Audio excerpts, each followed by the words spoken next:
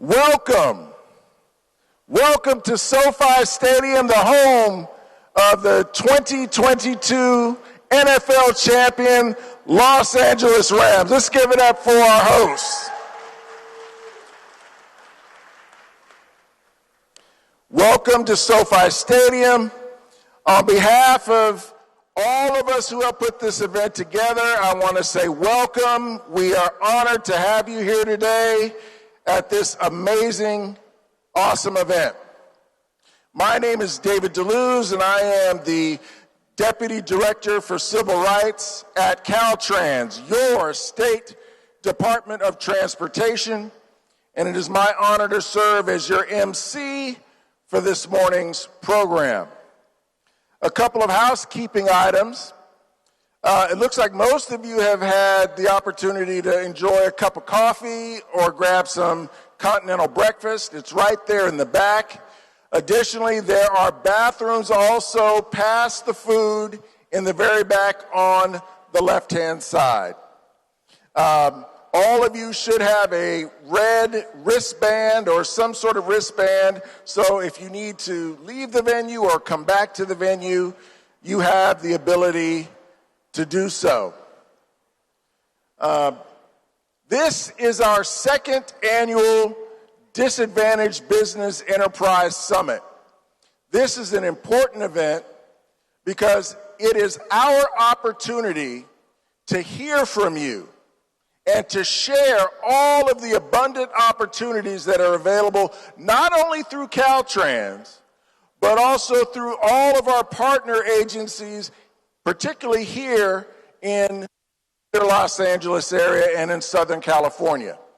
We have representatives from numerous Caltrans district offices here today, so if you work throughout the Los Angeles area, the greater Southern California region, we have representatives here that can help connect you with what we do here at Caltrans. But I also want to begin by thanking a number of folks. First of all, I want to thank our host, the SoFi Stadium. Let's give it up for SoFi Stadium. This is an amazing venue. We are honored to be here, and we are excited to be here as well. And we wouldn't be here without one of our principal partners for today, the City of Inglewood. You will hear later on from Mayor Butts here in the City of Inglewood, but we have partnered with him to secure this amazing venue for us today. We also want to recognize and honor our other partners here, including LA Metro, Los Angeles County Public Works, Trifoletti Consulting, but most importantly, the hard-working staff of Caltrans. We have staff members and my colleagues from throughout the state here today helping to support this event to make sure that all of you are comfortable and that all of you have a really, really great time. So I want to just real quick talk about the agenda. We have a series. This space here is going to be filled all morning and all afternoon with a number of workshops and programs. We also have a breakout room that is about a quarter of the way around the stadium, the Commanders Club, where we're going to be doing breakouts in the afternoon. And we also have right behind here, right behind the pillar in section 209, there's a set of escalators that goes down to a second breakout room where we are also going to be hosting workshops. So it's all there in your agenda. I encourage you to please make sure that you take advantage of the expertise, the subject matter expertise that's going to be offered to you today. And we really hope that you also take advantage of the vendors that are here, including our Caltrans offices. We have Metro Connect, LA Metro's here. We have a number of primes that are here as well. We want you to make sure that you make connections. There are folks here that have projects They have projects. Again, they have projects, which equals opportunity for each and every one of you. I don't know about you, but this is an amazing time to be in California and to be part of the highway construction field. There are lots of opportunities that are available. You've all heard about the IIJA, or the Infrastructure Investment Bill.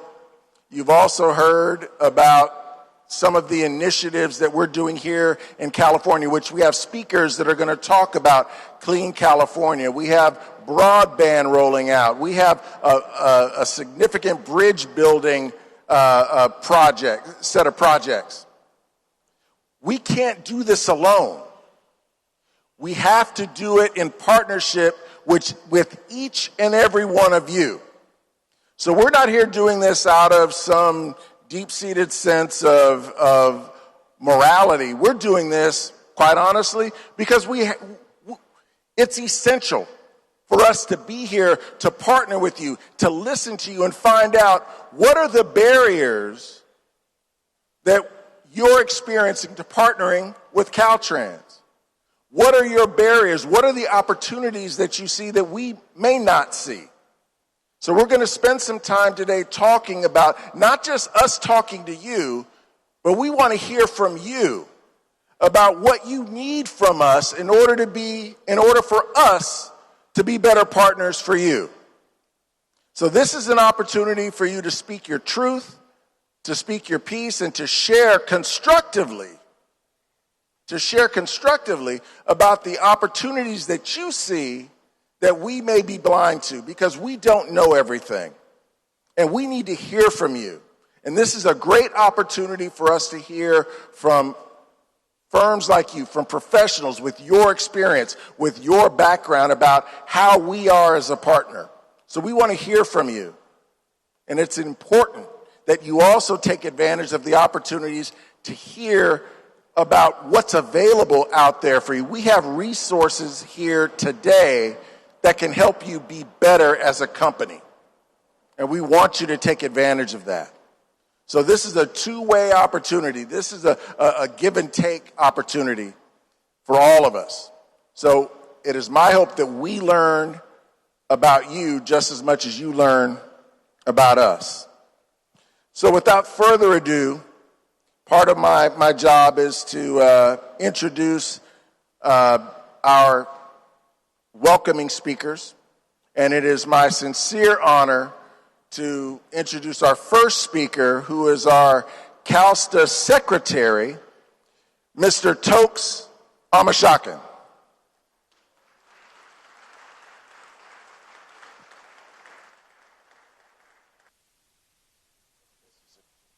Thank you. A call to partnership. A call to partnership.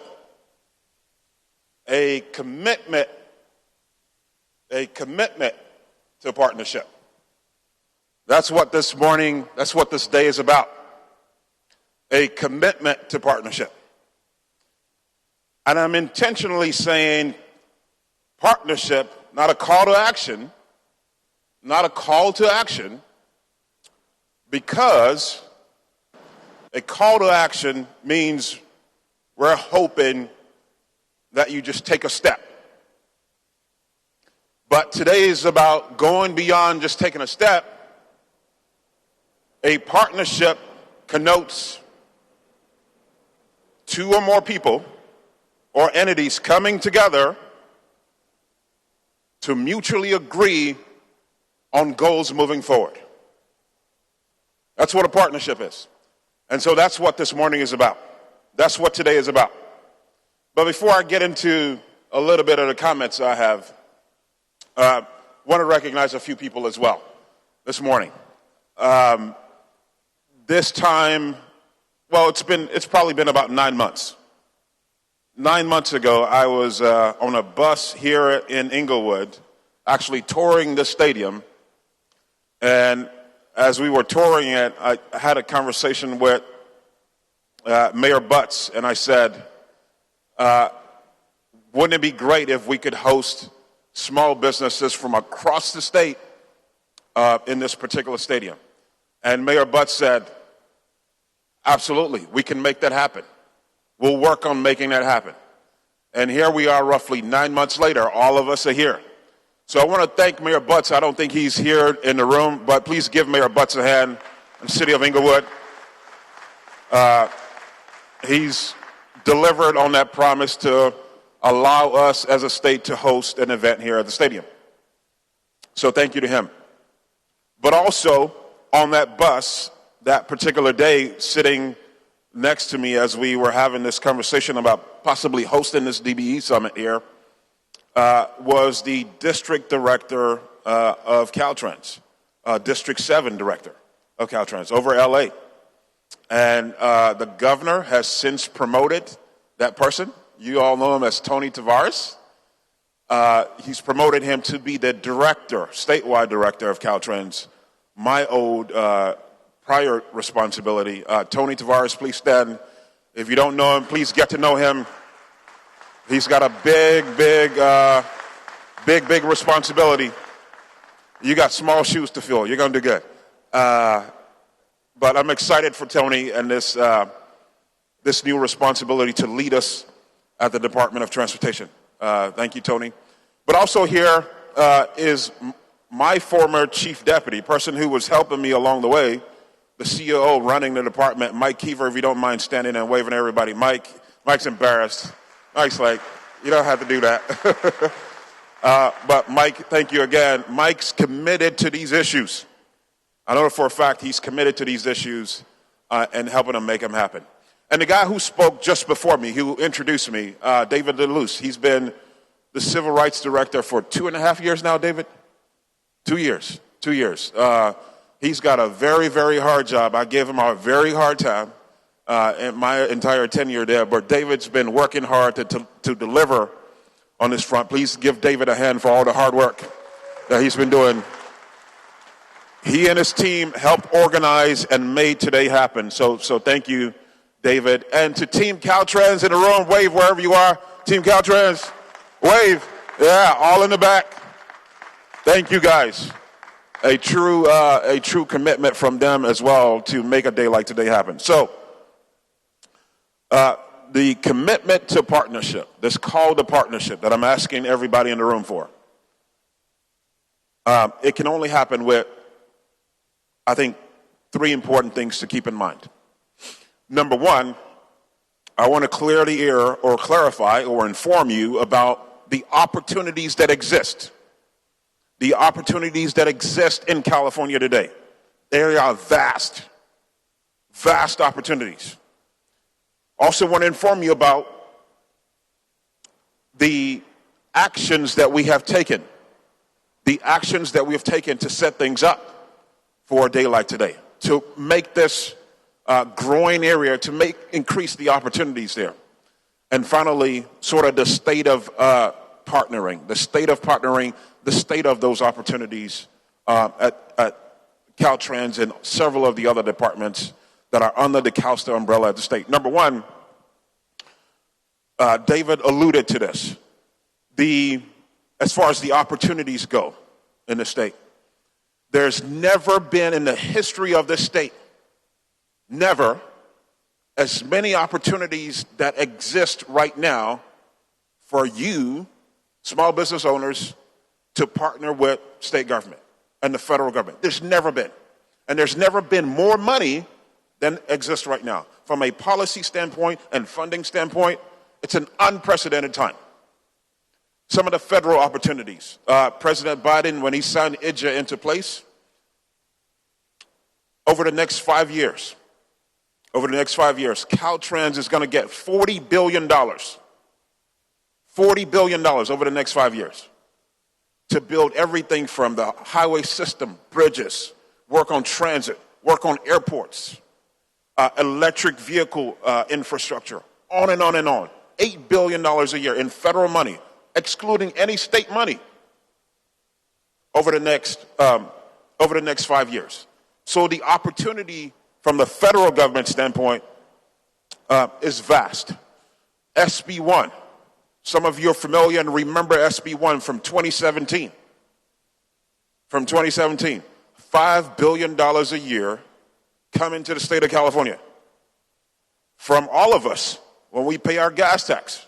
This is money on top of the money that we already get for transportation, an additional $5 billion. A lot of opportunity there with those state funds. Same thing, to maintain and to build the state's infrastructure. David DeLuce mentioned other opportunities like Clean California, a $1.2 billion investment that the Governor Newsom proposed and came up with, that we brought to life at Caltrans. Broadband, significant opportunities there as well. And when I'm mentioning these things, these are huge numbers, but there's so many elements to being able to make these things happen. So you don't have to be able to have the ability to be able to have a huge crew to build a major highway. It could be something as simple as signage and striping opportunities that you can have through this funding I'm talking about. This year, the governor has proposed almost $10 billion on top of everything else I just mentioned. Almost $10 billion in additional money to go into transportation, 9.7, 9.6 roughly.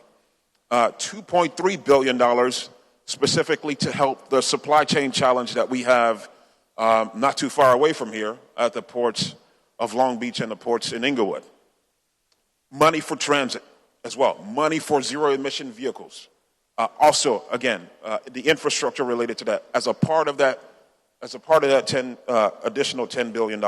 So our goal is to get people certified, companies certified, qualified, and competitive to do this work. So what are some of the things that we've done? What are some of the actions we've taken? With all the money I just mentioned, what are some of the actions that we've taken?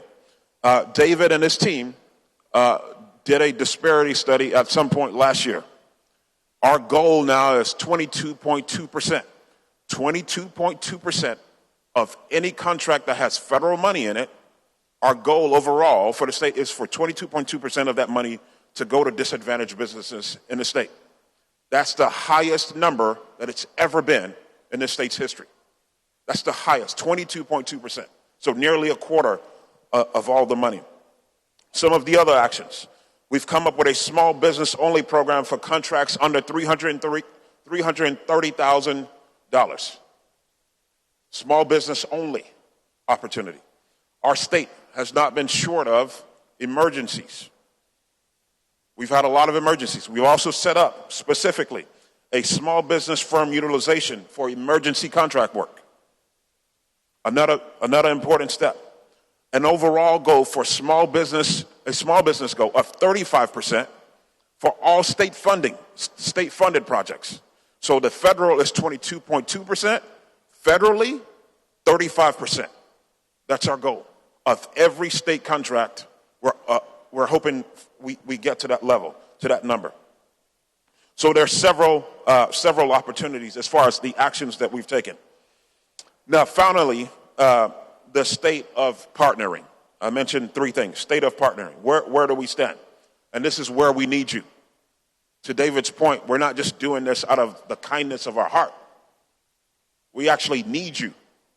We need small businesses to help us to deliver for the people of the state. So where do we stand as far as the state of partnering? We've exceeded our 25% participation goal for the current fiscal year with a goal of 40.3% that we're actually still shooting for. DVBEs, our goal is 3%, and we're showing a participation rate of 3.8% for DVBEs. And for DBEs, our goal right now, I mentioned 22.2%. Our goal, where we are today, is 19%. That's where we are. So we still have 3 roughly percentage points to make up to get to our goal of 22.2%. Finally, I also want to share there are multiple departments in the transportation realm that are also focused on this beyond Caltrans. You have high-speed rail. You have the DMV that are also doing and also have goals related to DBEs, SBEs, DVBEs. They are encouraging and need your support as well, beyond Caltrans. So think about the opportunities that exist there as well. They have, at high-speed rail, for example, they have 710 small businesses working on the project right now. 710. And they could use more. They could use more help. So the opportunities exist across the board, from Caltrans to high-speed rail to the DMV as well, to do work and to partner with us at the state level. So on behalf of Governor Newsom, who has set out to have a California for all, that's Governor Newsom's overall theme for the state, a California for all. If we're going to get there, it means that we're giving every single person in this state, an opportunity to succeed, regardless of where they are in life, regardless of where they are. We're giving them a true chance to succeed. And many of you are successful already, but there are more opportunities for not only you, but partners as well. Some of your friends, some of your cohorts, to join this effort. So this is a call to partnership, not just a call to action. And I look forward to hearing some of the discussion and presentations again this morning. So thank you for taking the time to be here this morning. Thank you very much. I'm excited, man. Ready to roll. I'm excited. I know y'all can do better than that. First Secretary Dr. Omashakin.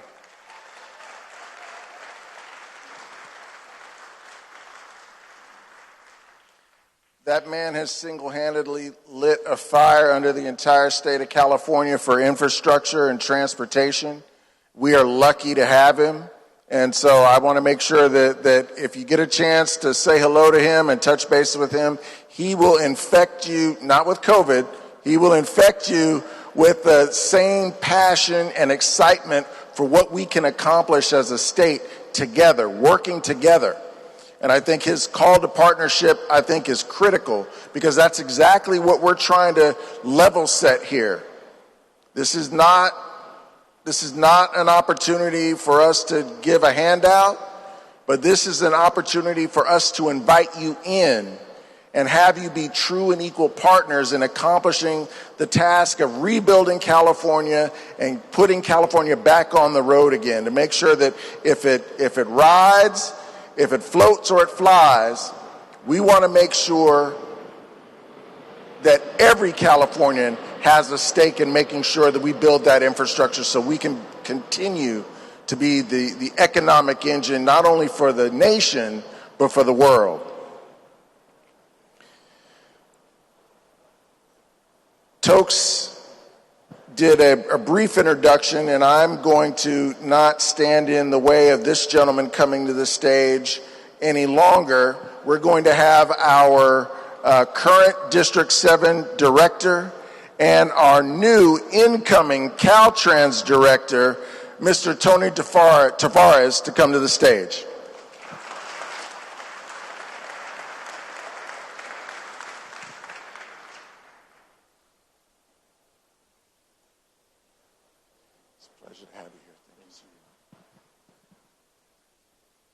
Good morning, everyone.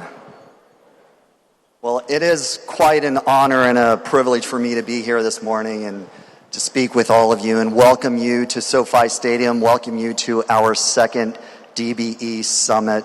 And as our Secretary Omashakin mentioned, this is a call to partnership.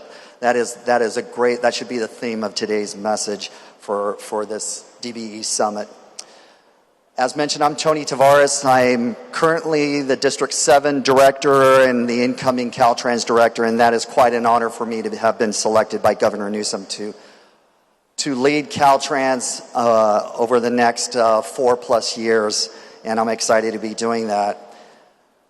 Today, this summit is really bound to be a successful day of learning, of networking, of relationship building, collaboration, All of that really focuses around building that partnership between Caltrans and all of you. It's truly a pleasure for me to welcome you here today. We have a very informative agenda, and I'd like to recognize our Caltrans Office of Civil Rights for developing today's agenda. It's very robust, very comprehensive.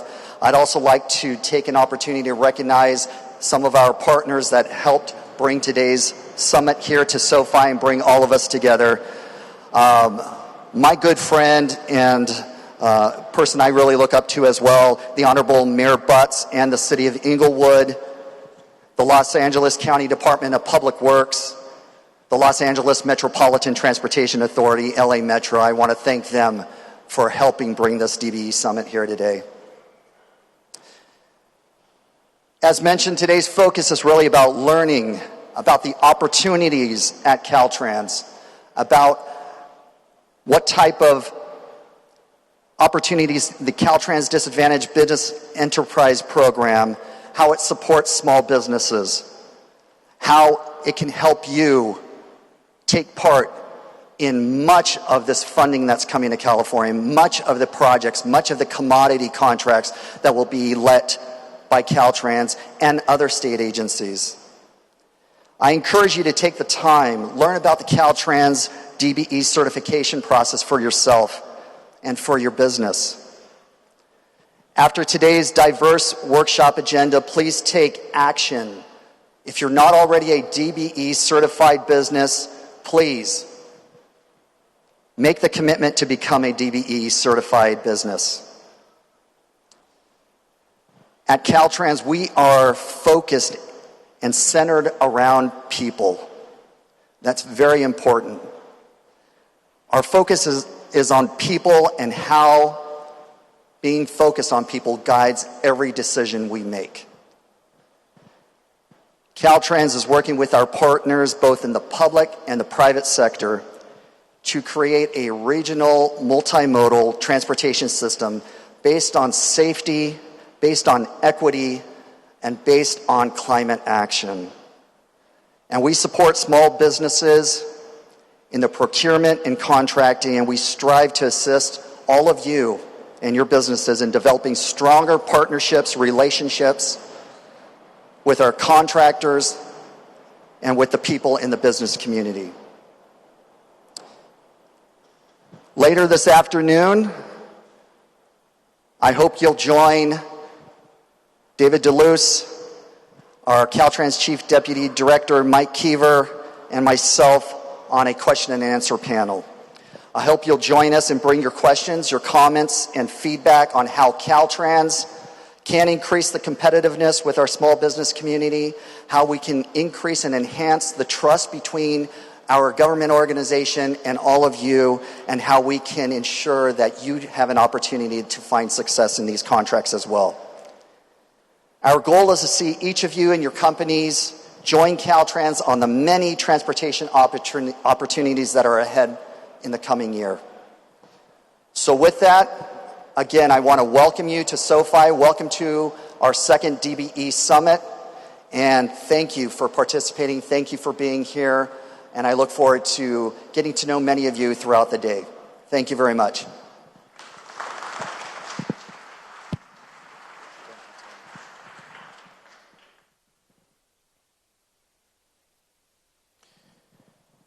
Thank you, Director Tavares, for your kind words and your introduction.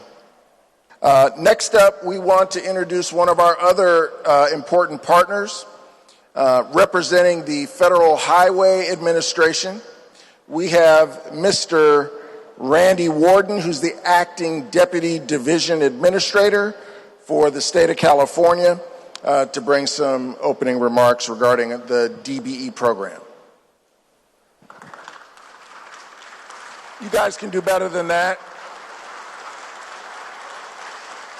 These are the guys that supply the money to do some of these projects, so you could do a little better than that, right?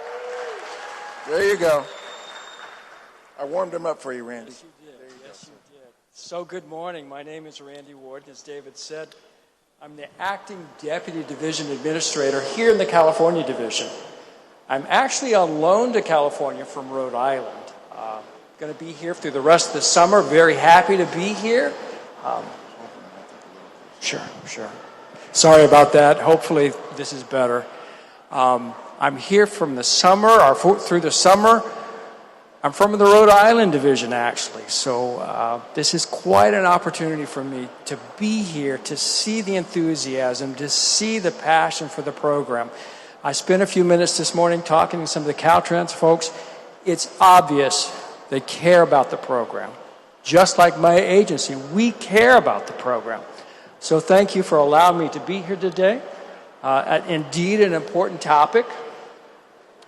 And I'd like to represent further how much interest we have in this program and its success. I can honestly say it's my office intent to make sure that everybody in the office has the same passion that I have for the program and that we together make it work. The program in itself is, in my mind, what continues to make the country great because it's about fairness, it's about opportunity for everybody. Toke said that so well this morning, so happy to be here to talk about that. So historically, as you all know, small business administrations owned by minorities and women have been especially challenged in competing for highway construction projects. It's not easy. And many small businesses face challenges. So I'm so happy to hear something today is on the agenda talk about the certification process. So I look forward to hearing that. Between financing, bonding, and navigating the websites of the state departments to locate procurements, opportunities, and ultimately submitting competitive bids. Again, not easy, but certainly worthwhile. Just so impressed by what Tokes had to say this morning about partnership, and that's really what it is. So the DBE program for FHWA, its intent is to level the playing field, to give everybody the opportunity, to give everybody the ability that wants it to move forward with that. In many cases, the certification process is the gateway to valuable resources and programs offered by the state DOTs, and certainly helpful in fulfilling dreams for people. So in closing, so happy to be here. Unfortunately, Vince Momano, my boss, the DA for the California Division, could not be here today. He wanted to be here. And when he asked me to be here, I'm just like, yes, absolutely, Vince. This is important, and we should talk about this. It's worth repeating. This program is so important to the Federal Highway Administration. We are here to help our great state partners. Again, impressed by what I see this morning. I'm going to be here for the rest of the day and look forward to meeting a bunch of people and hearing more about Caltrans program. So enjoy your time here. Take advantage of the opportunity. It's so worthwhile. Thank you so much.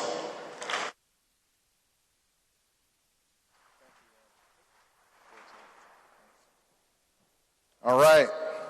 Let's give it up for Randy Warden again, everyone.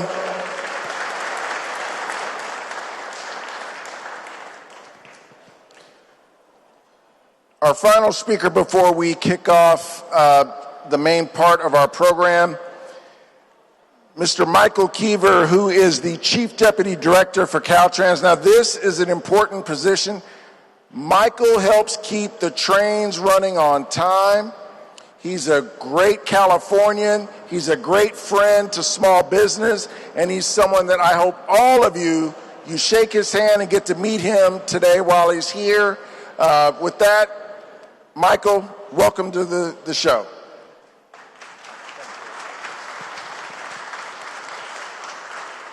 Yeah, certainly my pleasure to be here as well. Thank you to David. And a lot has been said, but I want to acknowledge, what were the foundation that has been laid by some of the earlier speakers. The DBE program is an essential element of what we're striving to do with our commitment to equity. So our commitment to equity, right? We have made our statement and our assertions that we recognize that we have a leadership role. We have a responsibility to eliminate barriers and make intentional decisions to provide for an equitable transportation.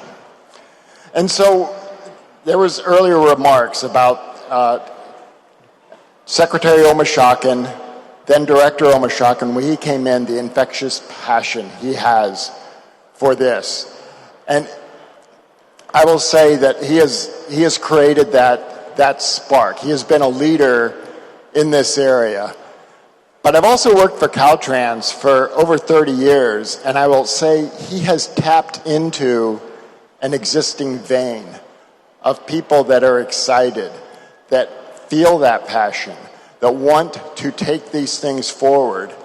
And so if you have worked with Caltrans in the past and you said, I didn't find what I was looking for, thank you for coming back.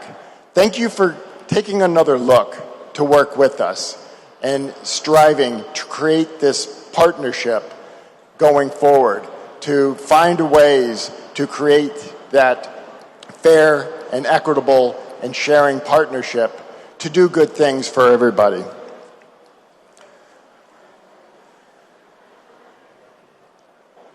So I want to double down on the partnership discussion. So I think it's important, Secretary Omashakin talked about it's beyond a commitment to action. This is the part that gets real, right? Mr. David DeLuce, when he was talking earlier, talked about the intent of this, which is for us to open up and to share and to find ways to go forward. The reason I'm here as the COO of Caltrans, so as the Chief Operating Officer, is because the role and the responsibility for the DBE program doesn't rest with the Office of Civil Rights. They are critical. Their passion for this, their talents for this, are the crux and the foundation for what we do. But as the COO, it's working with all of the divisions. This is the responsibility of all of Caltrans to feel that responsibility, that commitment. So whether it's construction or office engineer, working with our local agencies and local assistants, planning, our procurement office, and the 12 districts around the state, working with all of them to fulfill this role to move this program forward. Now, Caltrans has a lot that we do currently, and it's been talked about a little bit already. So let me just kind of hit some of the high points to lay out the opportunities that are there to work together to try to find ways for all of you to be successful. So like this, we have outreach and communication events, and we're focused on small businesses. So that includes disadvantaged businesses, DVBEs, our minority and women-owned businesses, LGBTQ firms. We're seeking to, again, work together with everybody. We have our small business liaisons as our point of contact in every district, and I've spoken to a number of them this morning. And I have to tell you, it is this passion I'm talking about, it is wonderful to talk to them and what they bring to this. They work at Caltrans not just as a job, but they're here to try to work to make a difference. And that means working with all of you. Some of the things that they're out there doing is to try to help make connections, not only statewide, but locally within the districts with our other partners. We hold procurement fairs and workshops. We have an online kind of a crash course on how to do business with Caltrans. We have a boot camp to work with people to try to accelerate opportunities to start doing work with us. But the commitment of all of these individuals has to be a two-way street, as was talked about earlier. And so we meet with a wide range of different interest groups, whether it's trade associations, our small business council. We also, with our workshops, we seek to get DBE certification. So vital opportunity that'll be included as part of today's events. A&E contract outreach events. We have some very successful mentor-protege programs, supportive services programs through our Civil Rights Division, procurement fairs. So those that are working in that area where we bring together our buyers and then and there make deals. There are days that we make deals over $3 million in a day. Just say, hey, come on in and we'll work together and let's make a deal. Secretary Omishakin talked about some of the things that we've done to support small businesses.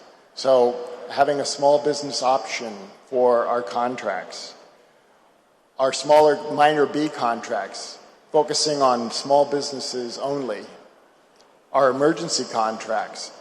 Our first attempt is always to try to bring in a small business to help us out.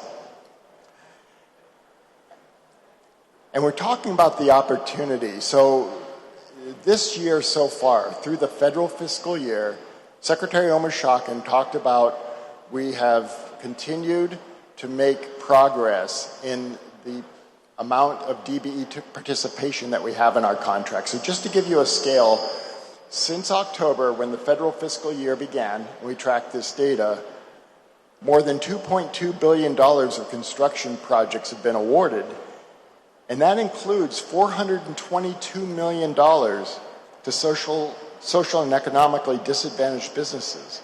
So there's real work out there, real dollars going out. And as Mr. Deleuze talked about earlier, we need you. So this is something that we want to do, we need to do, but we're in a search for talent. We're out here, we want to help bring people in, to find ways for you to participate and help us deliver with the funds and the resources that have been made available. We need help delivering and doing good things for the people of California. And so we want to hear from you today, and we want to hear from you in the future. One request I have for all of you, our Office of Civil Rights puts out surveys on a regular basis. This is your opportunity to come back and let us hear from you. My appeal to you is please, when you receive a survey, I know you're all busy, but please respond back to us. That will help us to hear you, to do better, to find ways to make improvements, figure out what's working and what isn't working. And again, work together in partnership to make this DBE program and Caltrans and the state of California as successful it can be. So thank you, everyone. Look forward to a really good day. And my thanks for those of you that are here to help us get good things done. Thank you so much.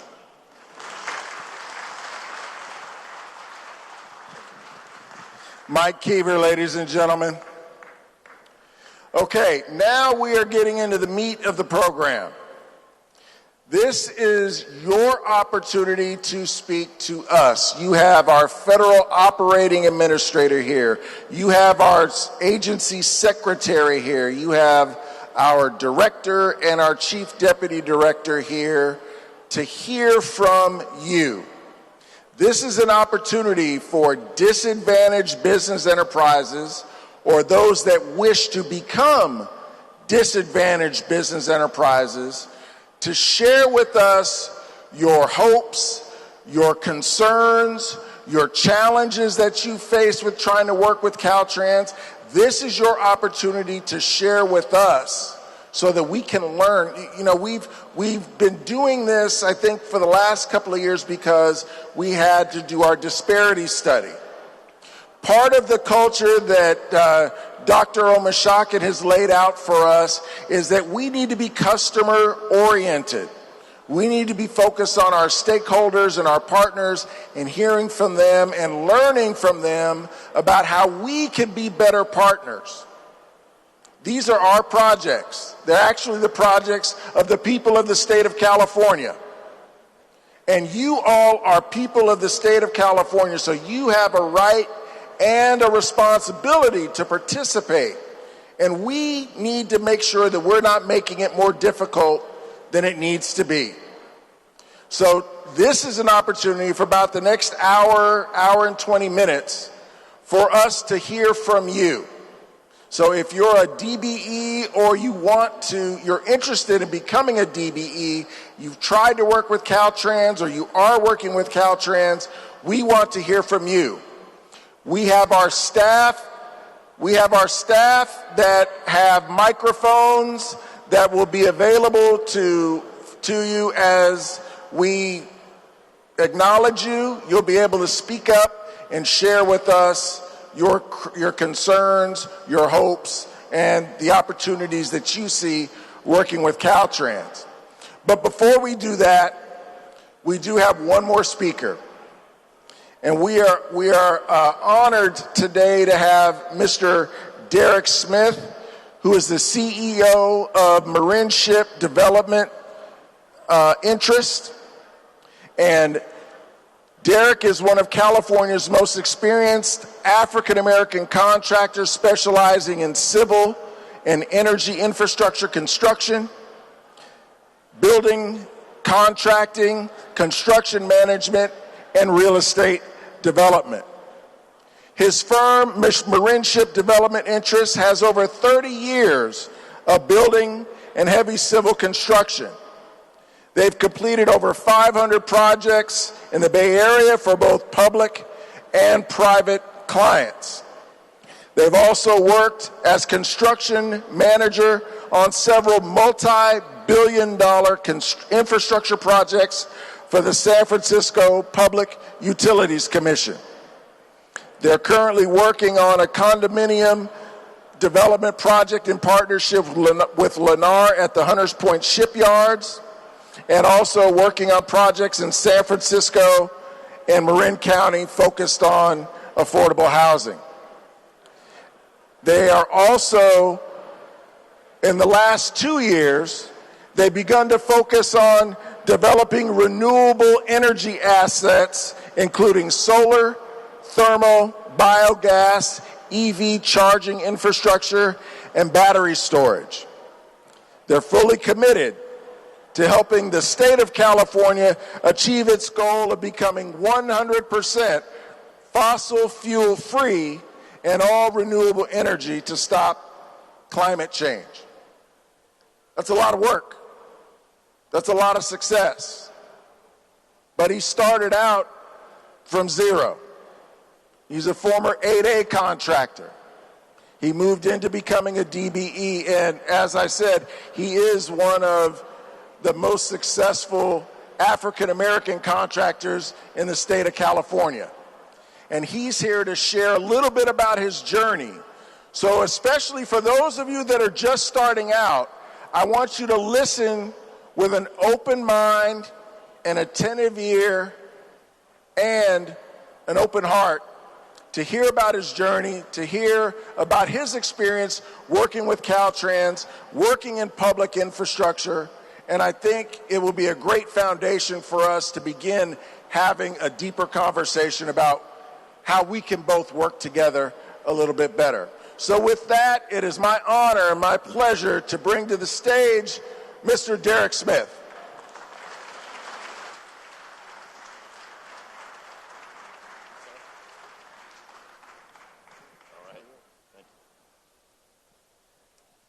Good morning. I just want to say, David, thank you for inviting me to the event. Okay, sorry, I need to speak up. Anyway, I'm happy to be here at this really unprecedented event. The fact that Caltrans has been around for many, many years and that this is only the second DBE summit tells you that there is a new regime here at Caltrans and things are a lot different. I started my journey in this business 30 years ago, and that was when I first became certified with Caltrans as a DBE. And I had really no interest in working with Caltrans back then because it wasn't inviting. There was no leadership coming to these events, spending a day with minority contractors. So it was not an agency that many small businesses wanted to work with. But I can tell you today that that's changed. We did do work, I will say, back. My first project with Caltrans that I can remember was the new Cypress Freeway in Oakland. So when Loma Prieta hit in 1989, the Cypress Freeway, which was in West Oakland, was a double-decker highway, collapsed in the minority community. So Caltrans did a great outreach effort with the community, and the community pretty much demanded that local businesses participate in the rebuild of the Cypress Freeway, which was about $1.5 billion back then. So we were very involved in that project. And then the next major project that we participated in was the construction of the New Bay Bridge, which was also a community-focused project that we were very happy to work on, and it was a very successful project in terms of community involvement. But today, with the new leadership at Caltrans, it's different. We 3 years ago, I had the fortune of meeting Secretary Tokes in Sacramento, and just shared my background with him and what I did, and he asked me, did I work with Caltrans? And I said, I used to, but I don't work any longer. I'm like, not interested. He said, what do you mean? I said, it's just a hard agency to work with. I've got other agencies, City and County of San Francisco, City of Oakland, a lot easier to navigate. So he put out some calls, and next thing I know, I was invited to participate in the Mentor Protege program, which originally I would have never done, but I did it. It was a 12-month program. I learned quite a bit about Caltrans that I didn't know. I also met a lot of people in Caltrans that I felt had a sincere commitment in working with small businesses. So it really changed my attitude, as well as allowed us to meet some of the new prime contractors that are doing work with Caltrans. And I think when the leadership at Caltrans puts the message out about partnering, it trickles down to their prime contractors. So we met a lot of prime contractors during this program that have reached out to me since the program ended, and we're working with them not only on Caltrans projects, but projects in San Francisco as well as Oakland. The other thing that Mike mentioned were the emergency contracts, and back in the day, all the big contractors would get emergency contracts. That was kind of their ticket. Never did small businesses ever get emergency contracts. We, in the last year and a half, have gotten 4 emergency contracts, and we've successfully completed 3 of them, and it's been in excess of about $7 million in contracts. And we love working with the REs and the inspectors, and they love working with us, and it's a win-win relationship. And we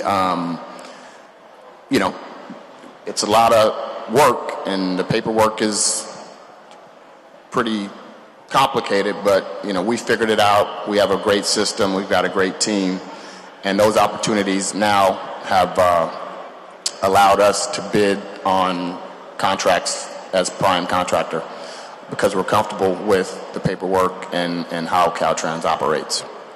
So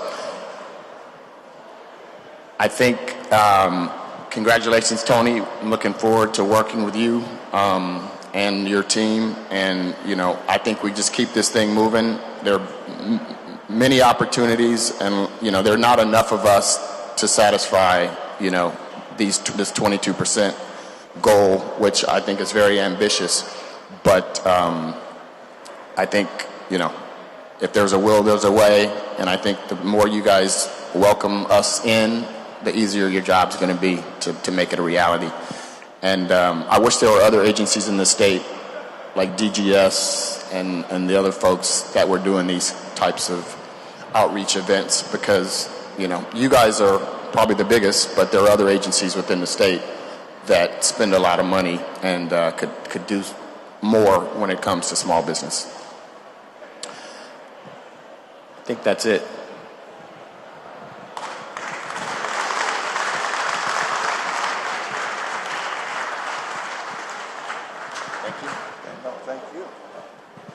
Okay.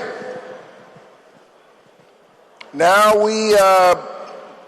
now is the opportunity that, excuse me, I had to put something in my mouth. My mouth was dry, excuse me. We have staff that are going to come around with some microphones.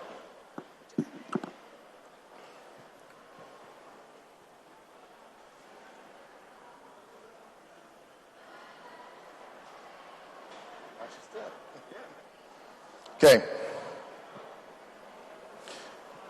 Once again, let's give it up for Mr. Derek Smith.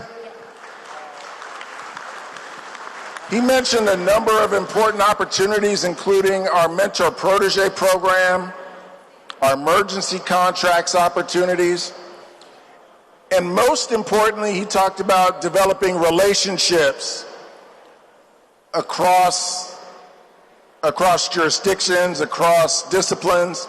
It's important that we improve our network, and that's one of the most important parts of business development. And I want to encourage you, if you're not building into your business plan 20% of your time to focus on events like this and developing relationships with prime contractors, I want to encourage you that that's something that you need to build into your cost calculation so that you can make sure that you're building in the time to do that kind of work. It's critical that you spend time doing this, because opportunities are not going to come beating down your door. You have to go out and dig them up. And so it's important that you build in that time and that opportunity as part of your overall cost. So now I'm going to stop giving recommendations, and I'm going to open the floor up to each and every one of you. We have a lot of time set aside for this portion of the program. So what we'd like to do is, if you're a DBE or you are, first of all, raise your hand if you are a certified DBE. All right, raise your hand high, raise your hand high. Okay, thank you, put your hands down. If you are not currently a certified DBE, but you're a certified small business, raise your hand. Okay. How many of you are a DBE and a certified small business? Raise your hand. Okay. For those of you that are DBE but not small business, make sure you get that small business certification. How many of you are not certified at all and you're here to learn how to do it? Raise your hand. Okay, I expect to be hearing questions from all of you that just raised your hand at a minimum. So what we're going to do now is I'm going to open up the floor, and if you have questions, if you have comments or observations about the Caltrans DBE program, what's working, what's not working, what ideas you have about making it better, this is an opportunity for you to share. And we have staff. Please raise your hand if you have a microphone and your staff. I see one, I see two. We only have two people? Okay. So we have two microphones. So the floor is yours. We have one question right here. Mr. Mason. Oh, you're going to hold it. Actually, this is not... Let me rephrase that. This is not an opportunity to ask questions. We want to hear from you. We want you to tell us what you're thinking. And if it's something we can clarify, we can definitely do that or make that available. But we want to hear from you about the program. Go ahead. Hi, Reginald Mason with Dataless Construction Group and Trucking. DBE, DVBE, and SB. First, I want to thank Dave and his staff. They were very instrumental and helpful in us getting through the DBE process. I heard it was a nightmare from everyone who had gone through the process, but when I did, it was very accommodating, and I just wanted to give that shout out. My question is, or thought is, that Derek mentioned the mentor protege program for, I believe it's construction, highway construction. And so I was speaking with the liaison for District 7, which I'm out of, and there doesn't seem to be any information on whether that program is ongoing or is it rebooting. What's happening with that? Okay, great. That's a great question, and thank you for the plug. We are going to have a workshop on certification. Mr. Curtis Williams, who is our office chief for certification, is here today. He's going to be going over a presentation talking about certification, what you need, what's required, what are the eligibility requirements, and I think that's going to help answer a lot of questions around certification. Now, regarding your question about the Mentor Protege program, we have made a commitment at Caltrans to move our Mentor Protege program, which right now is focused in the Bay Area in District 4.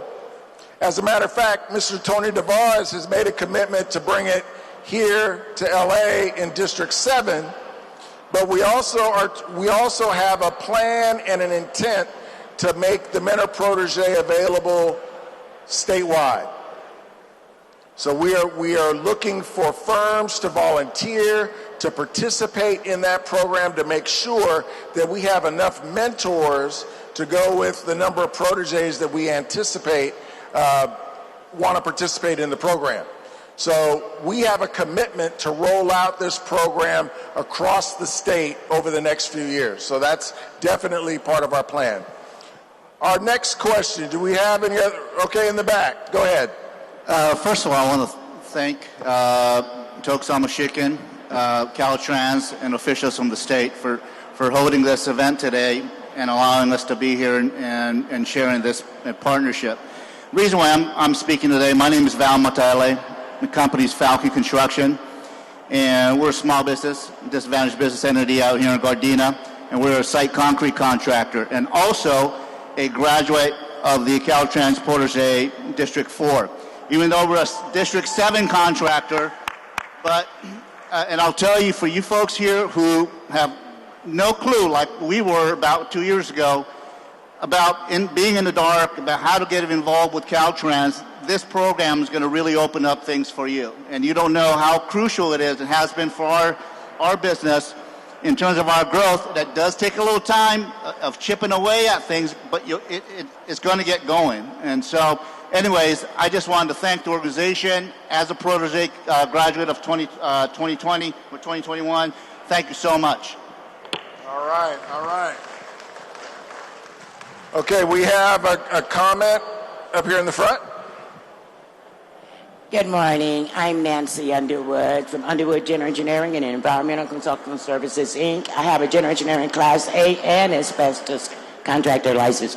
I want to thank Caltrans. Back in 2010, I was bidding a lot of projects on Caltrans from District 1 through District 12. And, of course, they are very, very serious about that DBE program. So I was winning a lot of the lead compliance plans from District 1 through District 12, and I know most of the guys out there. And so the contractors was complaining, some of the small business. So Caltrans Contract Compliance called me and said, Underwood, I want you to go to City Bureau of Contracts and have them to add this lead compliance plan quote, SWIPY quote, all the health and safety. I have about 12 different other certification on my DBE, and Caltrans helped me to do that. We worked with Caltrans from District 1 through District 12 last year. Caltrans started ADL and soil remediation. My company is the first one that completed the ADL and soil remediation. We prepared the lead compliance as a lead compliance forward slash disposal. So I read the specs like the palm of my hand. I'm here to do more work with Caltrans. I'm telling you, Caltrans got it going on. I am very proud, and I want to do more work. I want to get into K-railing on the freeway. I'd love to be one of those primes out there. Hey, I'm proud with Caltrans. All right. So did you hear what she said? She got into the specs and she developed relationships from District 1 all the way down to District 12. Relationship, relationship, relationship. I want to encourage all of you that if you're an introvert and you don't like to get out, you want to make sure that you flip that script and you get out there and you meet people and you get into rooms with folks who are running these projects. Meet your Caltrans staff. We have district small business liaisons here today. We will be introducing them a little bit later, but you have representatives from at least 3/4 of the districts here in California, the Caltrans districts. They are here, they're specifically to give you direction and advice and support in your effort to contract and work with and work on Caltrans projects. I think it's critical that you develop those relationships with Caltrans staff, that you get into the specs of every single project. I also want to give a shout out to our IT staff. For those of you that aren't familiar with Contractors Corner on Caltrans, Google Caltrans Contractors Corner. That has all the information that you're going to need to find out about projects. We have our look-ahead report there. We also have bid histories so you can price your bids right. That's one of the biggest challenges that we see, is that firms are not bidding their projects right. So we want to encourage you, there's historical information on bids that are available online that you can find that make sure that your bid is done correctly. Okay? So we have a comment here on the left-hand side. Okay. My name is Kelly Irubo. I am on behalf of All-Time Law Security. My question is regards to certification, DBE and SB certification. Somebody who have gotten Metro certification, DBE, is it necessary to go with a contract, or you work with certification from Metro? Is it the same thing or not? If LA Metro is a member of the California Unified Certification Program, so they are one of 10 agencies, including Caltrans, that are approved to provide certification services, and it's reciprocal across the state. So if you get certified at one of our 9 partner agencies as a DBE, Caltrans accepts that certification for eligibility to participate on contracts that we have. So there's no need, once you have DBE certification here in California by one of our partnering agencies, you're covered at any agency that you want to do federal work on.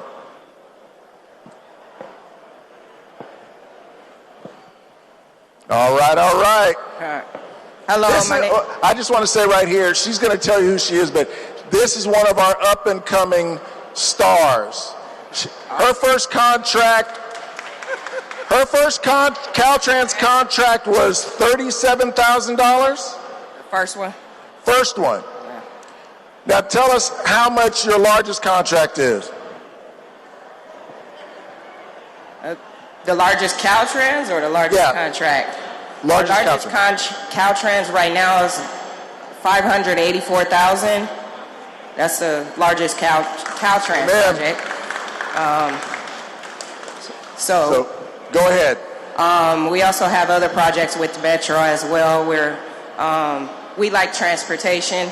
My name is Jacqueline Pruitt. I'm president and CEO of Marbella Steel Placers, where we furnish and install rebar for concrete structures. if you are a concrete contractor, please get in touch with me, especially if you're small business or DBE. I would like to work more with us on these bids. One question that I do have, because we're bidding like crazy, is when the general contractor of a project doesn't meet their DBE goals, what are the consequences? Because I don't know. I just like to know if they're getting a slap on the hand or a $100 fine or what their thing is. That's a very good question. When they don't make their DB goal, they have the opportunity. First of all, up front, they have the opportunity to once we set a goal on a project, they have the opportunity to perform what is a good faith effort. So they can try to identify, and lay out every effort that they made in order to meet the goal for their project. If they don't, then they either they either lose the bid, or they have the opportunity to work the project at a lower bid if there's not another bidder that supersedes them. Sorry. Hello. Okay, they lose the bid. Okay, then part two of this question is, when are you guys ever going to do away with the good faith efforts? If we do away with the good faith efforts, then it becomes a hard quota, and that is illegal under the Western States paving and also under the Constitution. So we can't do quotas. So we employ the good faith effort program as a way of mitigating against having a hard quota.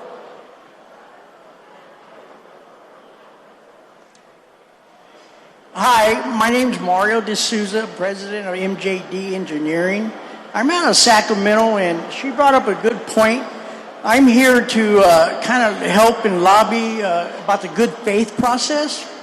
I'm having a lot of problems with that, and I would love to talk to other DBEs that might be having it.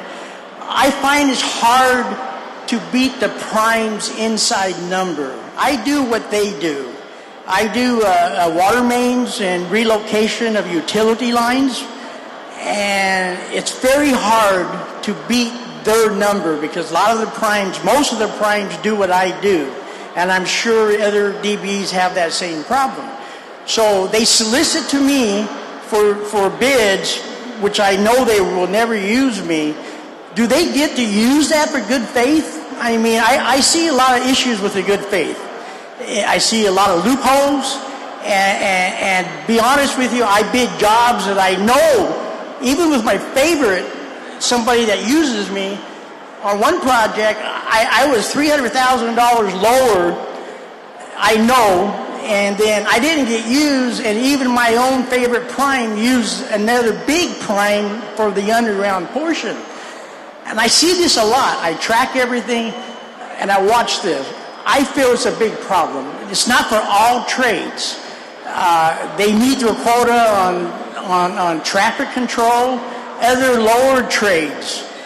I see a big problem in big trades. I'm not putting the little trades down, but when it comes to big guys, the concrete dirt movers, I have spoken to a lot of DBEs who dropped out of the program because they know they won't get used. They can't get into the dirt. They can't get into any of the big stuff that the primes do. And I see all they have to do is make phone calls. And when's the last time the DBE roster's been purged? Nobody answers the phone, so they should get removed. So all they got to do, I saw a good faith. And all they have to do is make a phone call. And don't answer, it's good faith. It's not right. So I personally it's tough. It has opened up huge doors. I've been doing this since 1980. I have followed the minority programs through all the years. It's never been this good. It has opened doors. I got my foot in the door. Without the DBE, I wouldn't have been able to do it. It's hard for my trade to get in with the big primes that do my trade. I would like to talk to others and tell them my experience and that I had, and also talking to others. I believe the Good Faith program needs attention. And I've tried. I belong to the groups A, B, C, and D. I'm from Sacramento. I have tried to bring this up. And for some reason, they don't want to talk about it.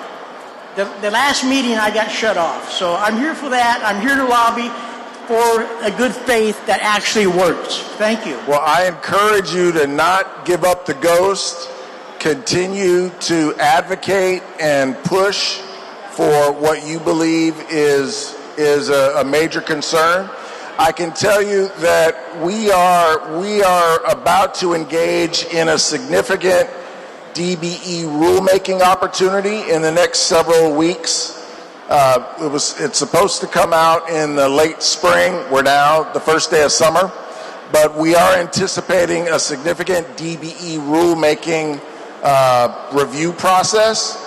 And so these types of issues are the things that need to be brought up during this rulemaking opportunity. So I would encourage you to keep your ear to the ground, stay connected with our office so that we can, because we want to hear from each and every one of you during this rulemaking process, because we want to make sure that there are structures put in place that address some of the concerns that you presented. You're not, as you know, you're not the first person that has addressed concerns with the good faith effort process, and we do know that there are some legitimate concerns with it. It's the best system that we have right now, and we recognize that there are challenges, but that's why we're going through the rulemaking process, and there is an opportunity to address it. So I want to thank you for bringing it up. It's been noted. Our staff is going to address it, and we're going to continue to move forward to try and improve every facet of the DBE program, but especially we're going to look at good faith effort, because we know that's been an ongoing concern. Good morning, all. This is Lynn Chan. I am proud to be one of the Small Business Council Advisory Council members. So we appreciate this in-person summit in a lovely place. And just want to remind everyone, August 31st, District 11 have a procurement conference too. So if you are not part of any organization, Latino business, Black business, engineer, or Asian business, please consider be part of it. And we appreciate all the district have a special person to talk to us, show us, guide us, maybe not give us the piece of the contract, but there's a great network. We will be always continue learning the opportunity. Just want to say thank you to be here. Thank you. We have a comment on this side. Hi, my name is Melody. I'm here representing Extreme Plates, and we are SBE, DBE. We're equipment rental for steel rumble plates, but I found, I guess what I'm wondering is when I'm bidding to GCs that have Caltrans jobs, and I can't seem to get anywhere with that. Where am I going wrong? Will the liaison be able to guide me with this? Because I'm stuck in a rut. That's all. Again, I would encourage you to speak with our district small business liaison. Where's your company located? Yucaipa, California, but we ship all over the United States. Your local district small business liaison should be able to help guide you in the right direction with who to talk to specifically about your specific issue. These are untapped resources. These district small business liaisons, they don't have every answer, but they are there and they're willing to work with you, and they'll work with you hand in hand to try to find and get to yes, to try to get you to yes. So I encourage you to reach out to the district small business liaisons. Other comments? Yes. Good morning, everyone, and thank you so much for our esteemed guest welcome to Los Angeles, right? My name is Barbara McGee, and I represent Barbo's Services. We are street sweepers, power street sweepers, signatory to Local 12. I believe that I could be maybe the only card-carrying Creek Nation owner of a business. So give it up for the Creek Nation representing right here. All right, now here is my problem. My problem is, as she said, we bid as a specialty on a Caltrans job with a GC. I could get 4 to 5 opportunities in my email box a day. And I bid, not bid on the paperwork, but send in a quote. Because that's basically what they want to know, is what is my price? Why do I say my price is this?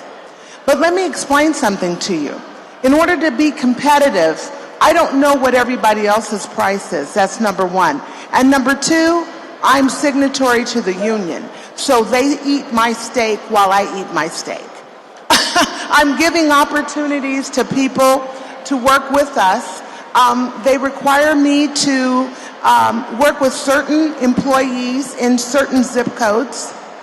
Sometimes those zip codes don't necessarily have the safety requirements necessary to operate a street sweeper in the middle of moving traffic. So my point is, I'm doing everything right, but there's no place I can go and see who got the bid. That's number one. And what did they do with my information? That's number two. And I never hear from them again. So now I'm a little bit concerned. If you can help me understand how that flows and how we can make that part better. Okay. That's a very specific issue, and I'm gonna ask my staff to make sure that one of our district small business liaisons connects with you, and we'll also find another staff member who might be able to help answer your specific question, your specific concern. But know that what you said, I'm sure that you're not the only one who's having that issue about what happens to the bid and where do I go and trying to find that information. So just know that we are listening, and we are going to address each and every one of the points that's brought up here today as a follow-up to this event. We'll make sure that we put that out there. Yes? Part to that is sometimes we're brought on and there's still money left on the table, but our job is finished. Or rather, the DBE credit has been given, we filled out the paperwork, and we still have half the money on the table, but we're not reporting to work. So that's another thing for you to know. Okay, thank you. Thank you. Good morning, gentlemen. My name is Ray Enriquez. We're small electrical contractors. I'd like to thank all of you for your time. My question to you is, I'm looking to retire soon. My two sons I'm hoping to take over. They're both business graduates. They both hold 4-year degrees. We are trying to get into Caltrans plus other federal and state government contracts.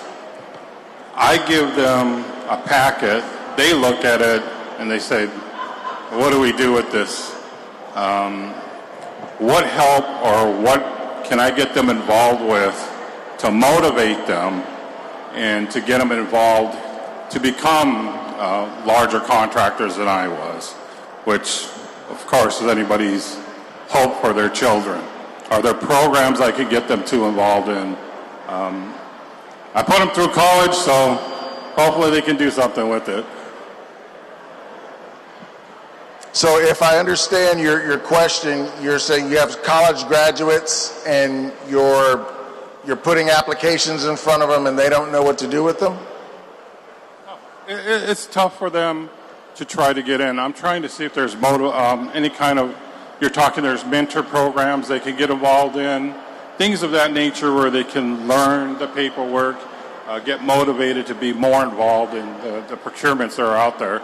I mean, to me, it's fantastic, the numbers you're putting out there. I mean, back in my day, I would have wished we could have got involved in something like that. So I see the opportunity for them. How do they take advantage of it? Well, I think there's a couple of things. One is if they have the vision for owning a business, for running a business, there are literally free resources available to them through the Small Business Development Councils and the PTACs, which are the Procurement and Technical Assistance centers that are both privately and federally funded that provide the kind of technical assistance that folks that have a vision for this work. I mean, at the end of the day, you have to come to this work with a vision and a passion for engagement in it. And so it's important that they, as they're in school, they need to be encouraged. You know, you're doing the job that you're doing of exposing them to the profession, exposing them to other professionals in that work, I think is one of the best ways that you can create the passion. Because one of the things, you know, what is it? If I can see it, I can be it. And if you if you personally can continue to connect kids, young people with that direct connection into the profession, that's one of the best ways to mentor and encourage folks to move forward.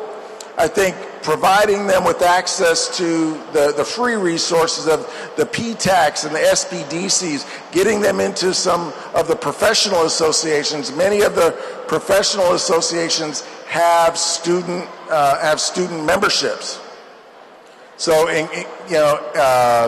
encouraging them to participate in the American Society of Civil Engineers. There's a student component to that organization. There are other minority associations. There's NSBE. There's the Hispanic Engineers and Scientists Association. There are organizations on college campuses and in other professional associations that you can steer students to, young people to, that can help them identify mentors and identify role models to help encourage them to look further and to dig deeper and to stick with trying to get into the profession.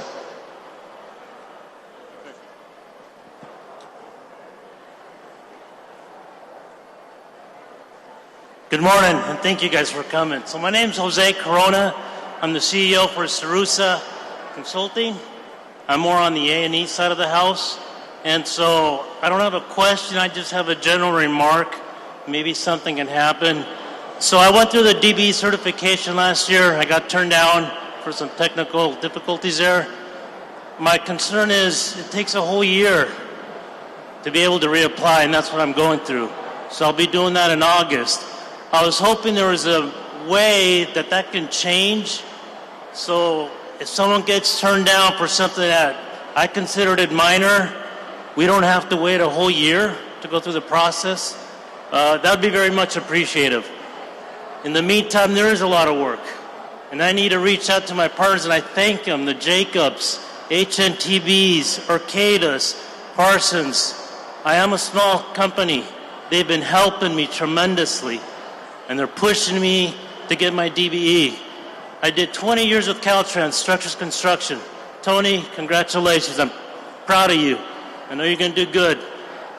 And I love it. I did 10 years consultant, now I'm on my own. So any opportunity that can help us do it quicker, I would just tremendously appreciate it. Thank you. Thank you. We have a two-part question. Hi, good day, everyone. I really want to say, thank you all from Caltrans for putting up this event. For DBE and SBE firms like ours, we rarely get, the occasion to meet, most of you, the higher ups. So it's really a pleasure, having Caltrans put up this event. My name is Chijioke Jimuda, or CJ for short. I'm currently the principal at the Hybrid Data LLC. And core of what we do, we provide professional engineering and technology services for rail, tolling, ITS, autonomous vehicle, connected vehicle, and also for energy. I want to also really thank the SoCal Alliance Committee, because recently we got selected as under like the Cal Mentor program. My last question that I wanted to ask is there anyone from the Caltrans group, around the advanced transportation group, since we do a lot of things around the autonomous vehicle space, we don't see like a lot of, agencies publish roles for that. So I really want to meet, someone, from there and, get to network, meet them, and see how that comes out. See me after this. We'll connect you with somebody.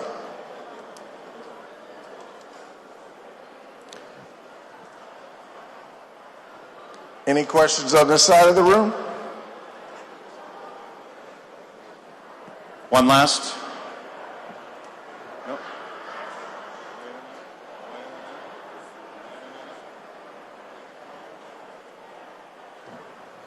Let's go ahead. Thank you. I'm going to echo what everybody said about thanking you for putting this event on, giving us the opportunity to speak with you directly as small business owners. My name is Theodora Oye, and I'm the CEO of Mindful Integration of Construction Services. So what we do is we help the GCs meet the local worker hire and diverse business participation obligations, as well as labor compliance. So I was hoping if you could speak a little bit to tell us what is Caltrans doing in reference to actually enforcing labor, not necessarily labor compliance, but the local worker participation. Like everybody else here, we're very excited by the potential of work that's coming in our region, and we really, really want to make sure that the communities that desperately need the opportunities to engage in the worker capacity, not only the small business is a given, the DBE, that's a given. There's also a strong contingency of local residents who want to work on these projects, but they don't have any clue on how to engage.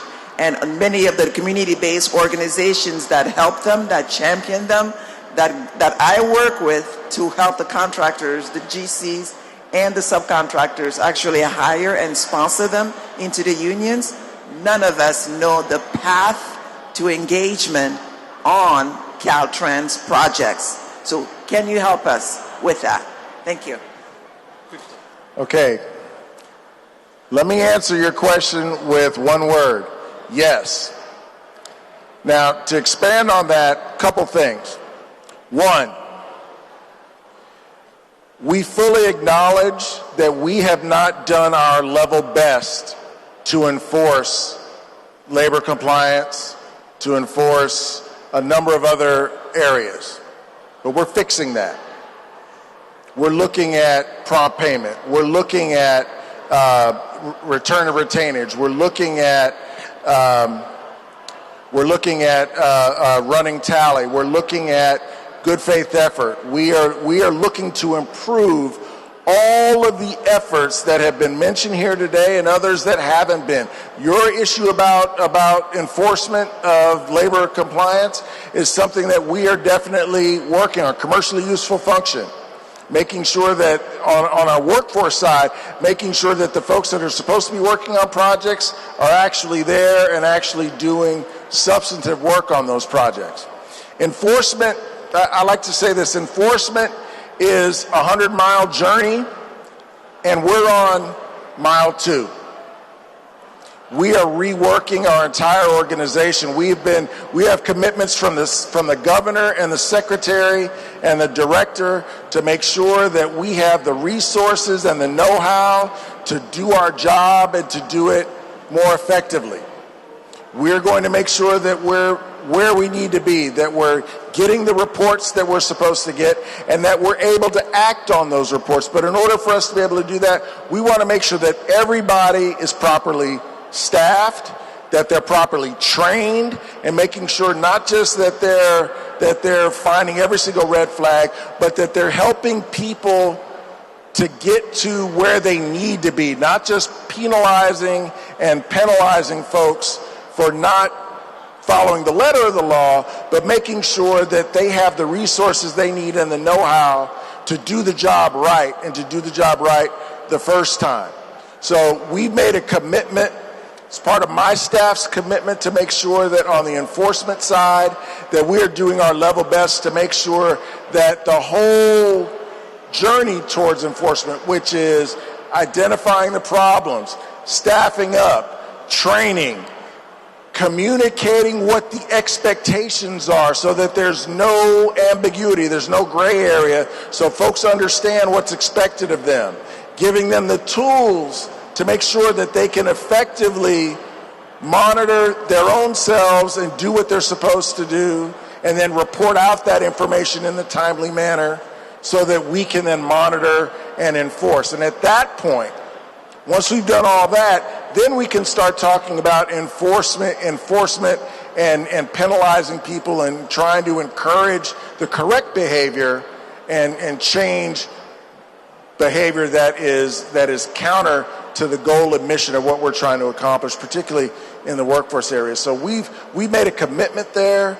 We're working towards improving that, and I think you're going to be surprised in the coming months about what we're rolling out and what we're trying to do. So I want to thank you for that question, and I would like to, if you can, after this, let you and I connect.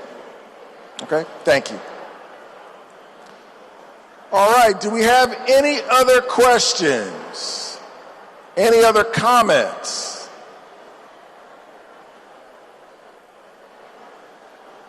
Well, hearing none, we have about 10 minutes before our next speaker, so what we're going to do is we're going to take a quick break.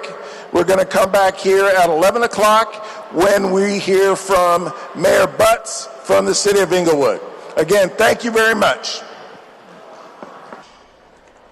Well, I just want to say thank you to everyone who participated in our DBE listening session. You provided Caltrans and our partner agencies with significant food for thought about how to address our DBE program, what's working, what's not working so well, where we can improve. And so we really appreciate your time and your attention. Right now, I have the distinct pleasure of introducing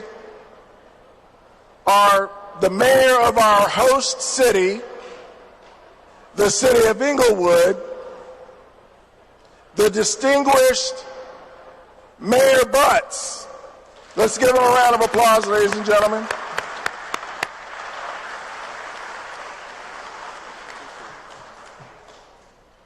Good morning. Hey, you guys in the back, I don't care if you don't come sit down, but everybody touch somebody and ask them to be quiet for a second, because only people sitting down are going to make money. So just want to let you know.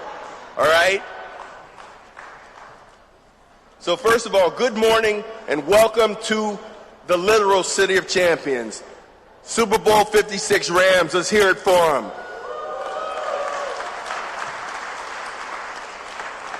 We are so proud to partner with Caltrans on this second annual DBE Summit. Caltrans has been a great partner for the City of Inglewood, and we're thrilled they chose this site to host this exciting event. Thank you to Secretary Tokes Armashakan, Cal STA, Caltrans, Metro, LA County Public Works, and all the agencies that made today possible. We are all committed to supporting and uplifting disadvantaged businesses. Today's summit is important because it puts DBEs front and center with some incredible public agencies and some incredible projects. Later today, you'll have a chance to hear about the Inglewood Transit Connector, a 1.6-mile, fully elevated, automated, fixed guideway transit system that will bring riders from the Metro line on Florence to this very stadium. You will also have the opportunity to meet the shortlisted firms that are eligible to move this vital project forward to construction and completion. Historically, Inglewood has not been connected to public transit. The lack of connectivity has had far-reaching effects on our community that are only now being remediated. This is an opportunity to fix a first last mile issue that's been a barrier to transit use for far too long. By building the Inglewood Transit Connector, we're connecting people to the places that they want to go. Everyone here today has a chance to be part of this exciting and historic project, and this is not an opportunity that you would want to miss. Fast forward to 2028, when the ITC is fully operational. People around the world will use the ITC to enter this very venue that you stand and sit in here today. And lastly, I just want to say thank you to all the DBEs that are here. This is a tremendous turnout, and we're very honored to host you here in the City of Champions, along with the Secretary. Enjoy the rest of your day here at SoFi. Thank you guys very much.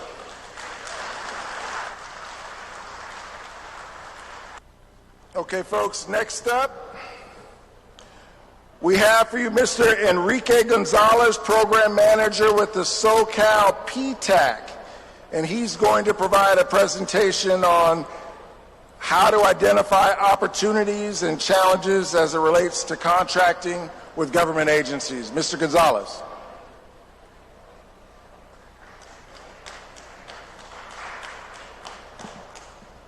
Hello, good morning, everyone. My name is Enrique Gonzalez. I'm with the Los Angeles County PTAC. It's a program that's funded by the County of Los Angeles and the federal government, specifically the Department of Defense, to help small businesses know how to sell to the government at all levels, local, state, federal. The Department of Defense was funded for these programs to be able to provide small businesses with services in the way of finding out how to sell to the government. So that's the program that I represent. The program is part of a cooperative agreement between the County of Los Angeles and the federal government to help businesses in the region be able to provide or to be able to obtain the know-how in selling to the government at all levels. Whether it's the local government, whether it's the state, whether it's the federal government, the LA County PTAC is in the county region to assist businesses of the county on having a level playing field with larger primes. Right? So the County of Los Angeles' PTAC program was founded in 2000. Between the months of June to January, we've assisted small businesses in winning $20 million in awards. We provide businesses with the basic first steps of getting started, from registration to certification. Certification is a topic that my colleague Jessica Morales will be speaking about, I understand, at 1 o'clock, so she'll be able to talk about all of the LA County certifications that a business can apply for and get 15% price preference in the bidding process. Beyond the registration and certification step, we provide one-on-one counseling sessions. All of our services, again, are free. I'm going to reiterate that several times during the presentation. Beyond the basic steps, I call them the breakers of public contracting, we also offer market research software, which is very helpful to businesses that have already learned the ropes of government contracting. The market research software can help a business locate opportunities, even if they haven't registered in the domain of that particular agency. So we have market research software that can survey the scene and be able to scour the internet and be able to locate the opportunities for you that are in your specific industry, whether you are providing a service or product. So we are available at the table, and please look for me. I'd be happy to send you an email from the phone here so we can get the process started and underway. But we just have a registration step. A lot of our counseling sessions are virtual. As we're starting to open up again, we are also able to provide in-person counseling. We also assist with service-disabled, veteran-owned small business certification. That's one of the more niche aspects of the PTAC services that are offered. We also assist with small business innovative research. The federal funds are allocated so that businesses with new and innovative ideas can find funding on select topics that a given department wants to encourage growth and innovation in. So please find me at the table. I'd be more than happy to send you an email so we can get the process started and underway. But really, the takeaway from my presentation is just that we can be the caddy and Sherpa for your government contracting ambitions as a small business. So we're here to help on a continuous basis or on a one-time basis. So thank you very much for your time and attention. I look forward to speaking with you at the table.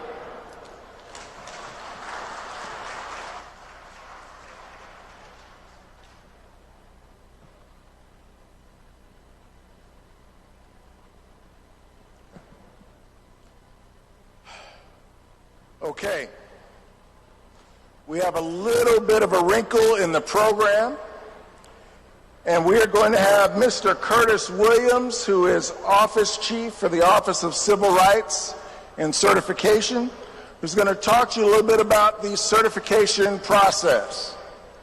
Mr. Williams.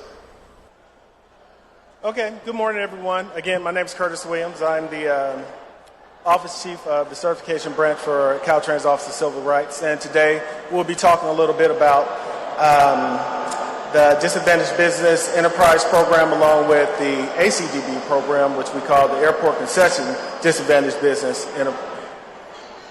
You see my notes? Okay, great. Well, you can read along with me. All right, let me see if I can do something about that.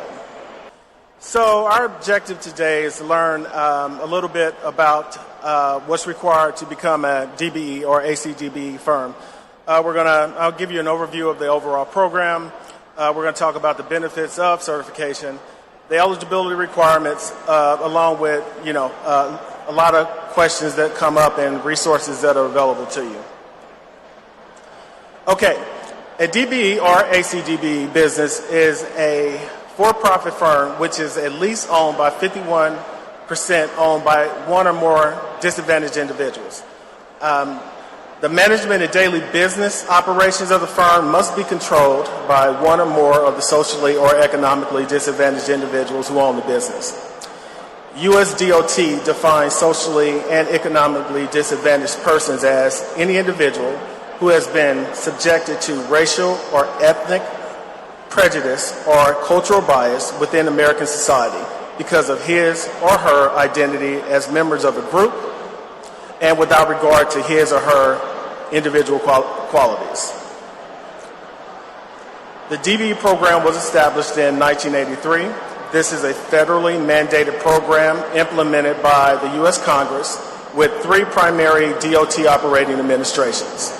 We have the Federal Highway Administration, which is FHWA. We have the Federal Aviation Administration, FAA, and the Federal Transit Administration, FTA.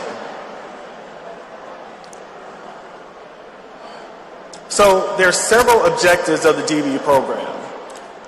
These objectives are to ensure non-discrimination in the award and administration of federally funded contracts in highway, transit, and airport financial assistance programs, to create a level playing field which DBEs can compete fairly for federally funded contracts, to ensure the DBE program is narrowly tailored in accordance with the applicable laws, and to ensure only firms that fully meet these eligibility standards are permitted to participate as DBE certified firms. Some of the benefits of becoming a DBE firm or ACDB firm, DBE and ACDB certifications are recognized by over 900 local agencies in California. Firms can expand opportunities to participate in federally funded contracts. As Mr. Jalou stated, once you're certified by one member of the CUCP, that certification is good for all members of the CUCP, and you can work on any federally funded contract that may be offered by that certifying agency. Firms are accessible to prime contractors required to fulfill DBE participation goals. Firms are listed in the CUCP database, which is available to all state agencies and the general public. And firms can receive additional training and networking opportunities through their certifying agency. So let's discuss the California Unified Certification Program, or the CUCP as we call it. Mr. Luce spoke a little bit about this earlier. The CUCP, as mandated by the United States Department of Transportation, the California Unified Certification Program is an agreement between multiple certifying agencies. We operate as one. Each member has one vote. We have up and down votes. And we are here to assist our constituents and to assist each other to ensure that the certification process runs smoothly throughout California. The CUCP provides a public database where certified firms are louder. The CUCP provides a public database where certified firms are listed along with their assigned NAICS codes, work codes, and business contact information. So as you can see on the screen, this is a list of the 10 certifying agencies that we have as members of the CUCP. The certified agencies that are in bold lettering, they also certify ACDBE as well. The big difference between our certifying partners are California, we certify throughout California. It doesn't matter whether we're at the top near Eureka or we're near at the bottom of San Diego near the border.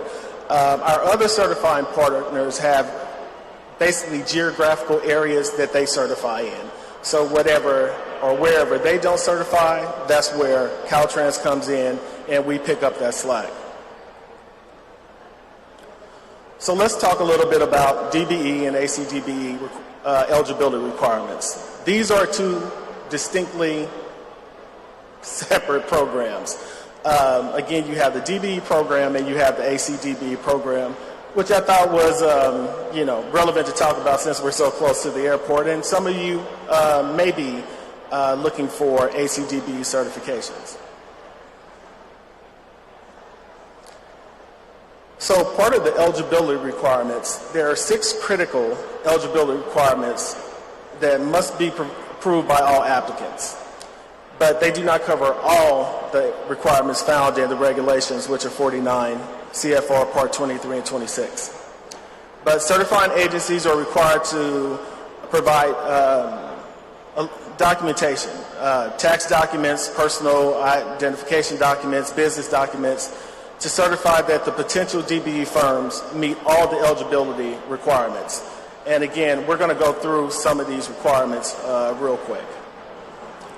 The firms must be owned by a social and economically disadvantaged person. And the federal government has already identified these groups as Asian Pacific Americans, Black Americans, Hispanic Americans, Native Americans, Subcontinent Asian Americans, and women.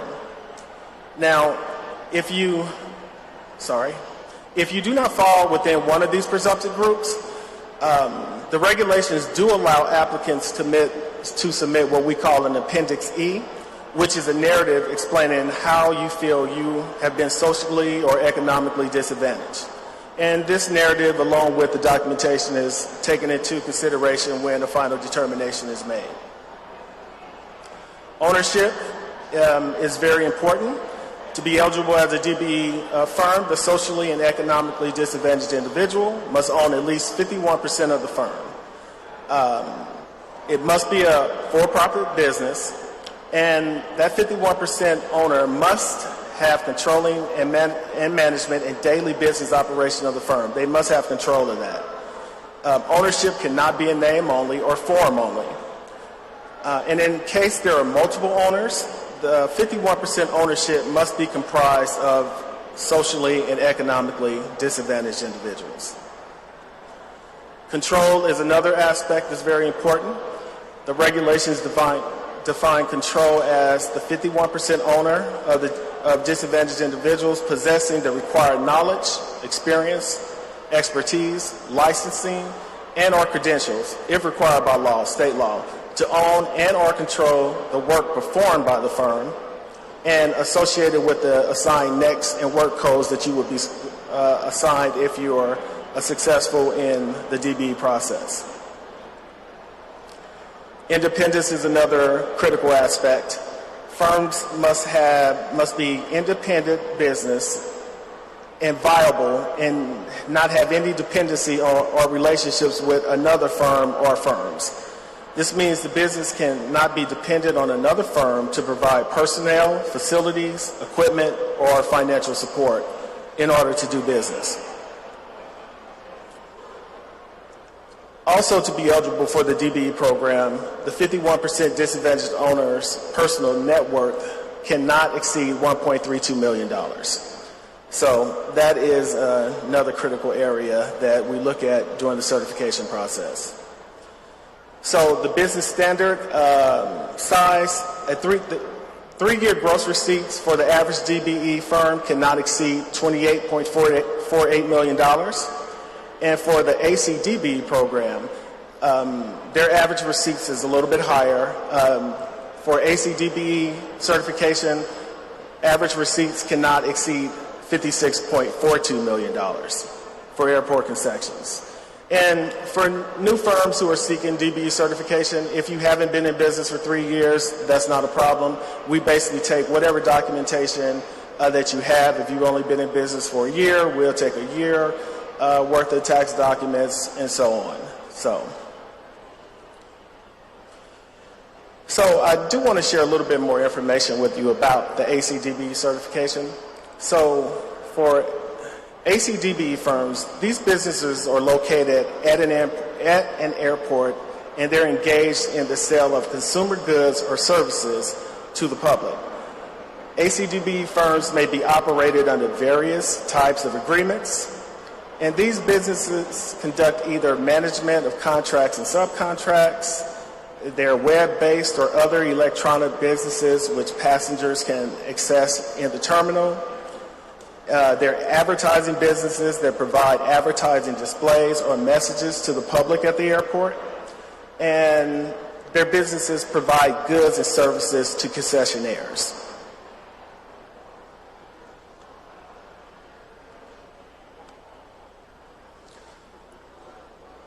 Other eligibility requirements for ACDBE firms: if it's a bank or financial institutions, you can't exceed $1 billion in assets. For car rental companies, the average annual gross receipts cannot exceed $75.23 million for the previous 3 financial years. And if you're an automobile dealer, you can't have more than 350 employees. So, applying for DBE and ACDBE certification. I want to outline some timelines that are important, along with understanding the process of submitting your application and supporting documents. So, each certifying member by the regulations have 90 days to reach a certification determination. This is required by our regulations. After we receive a completed application and all supporting documents.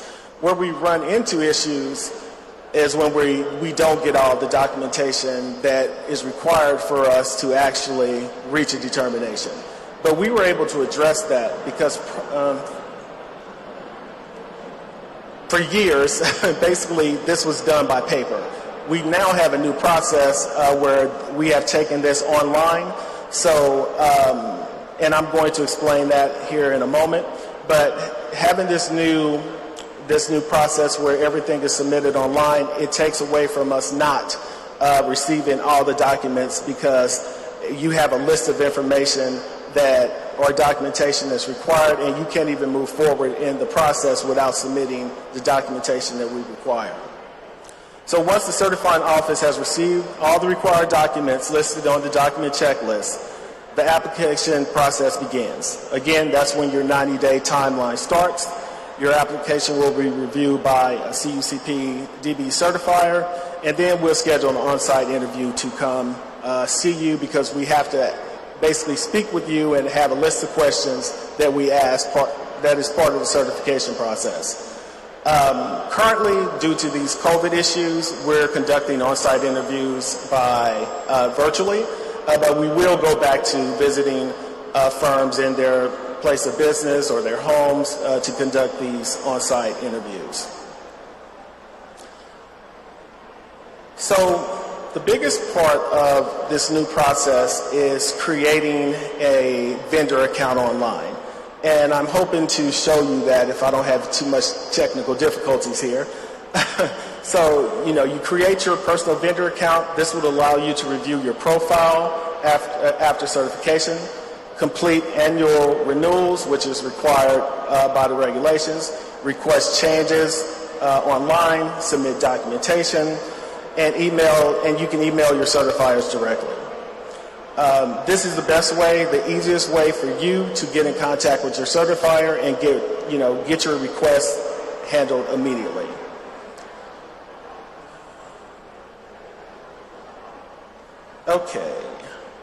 Okay, so what I'm showing you now, what you see on the screen, is the CUCP. This is our web page. So on this page, you can see all of our certifying agencies. When you're looking for your DBE or ACDBE certification, you go to the certifying member that's closest in your area. I know most of you are familiar with LA Metro, you're familiar with the city of Los Angeles, and maybe San Diego. So basically, this is where you come to create your vendor profile. For everyone that I saw raise their hand that already has a DBE or ACDBE certification, it's also very important that you come on this site and create your vendor profile as well. Because once we went to this new online system, all of that data was transferred over, but it's critical that these profiles are made. That way you can go on and you can access your account online. So I just want to give you a quick tutorial as far as how to use this system if you're new to certifications and you're looking for DBE certification. So I'm going to use Caltrans site. So you would just click on Caltrans, and this box will come up, and it will ask you, is your firm currently certified? And if it's not, then you would create an account. And the first thing it does is you basically put in either if you're a sole proprietorship, you would put in your Social Security number or your tax ID number. If you're an LLC or corporation, you would just put in your tax ID number. And you would hit lookup.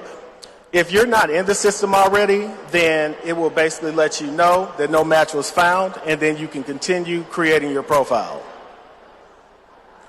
So basically, you just follow the prompts.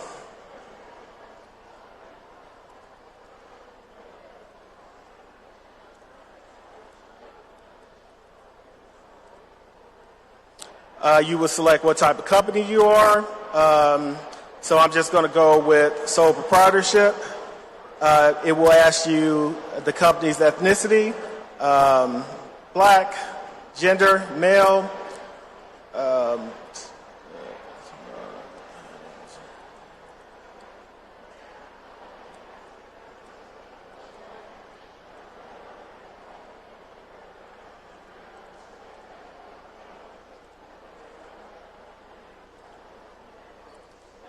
you would put a phone number in. If you have a website, you would put that in. Your address.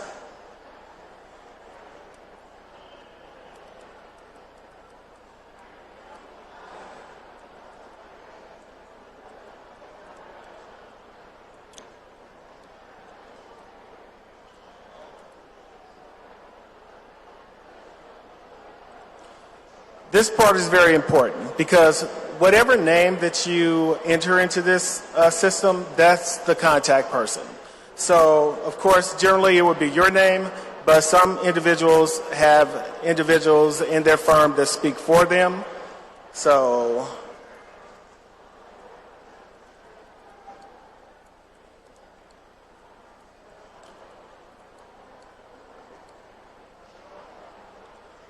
you would choose a username. You can copy the phone number from above. Choose your password.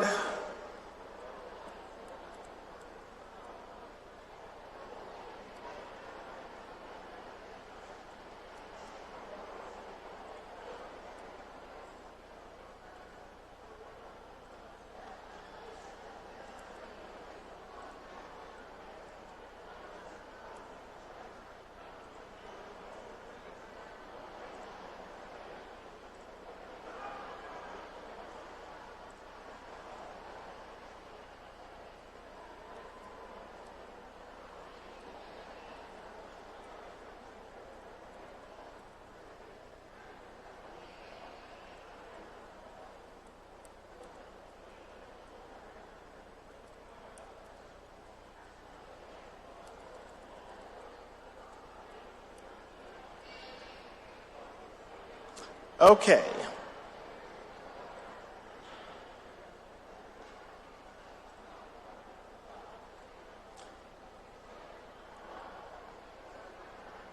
Okay, so you just verify your business information.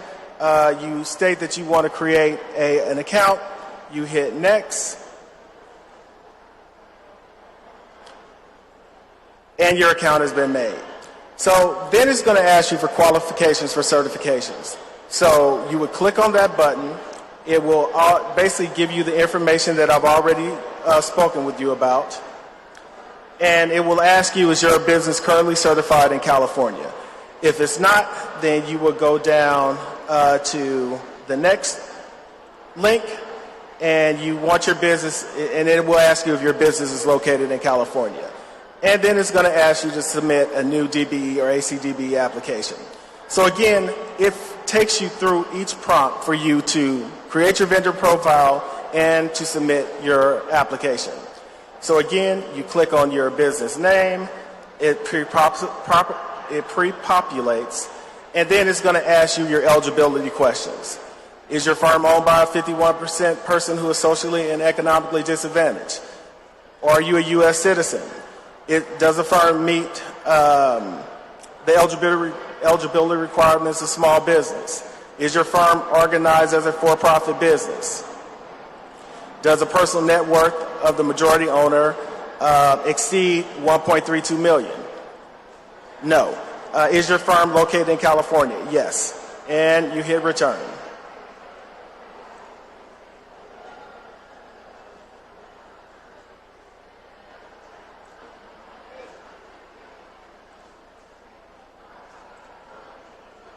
Okay, I don't know what happened with that, but let me do that again.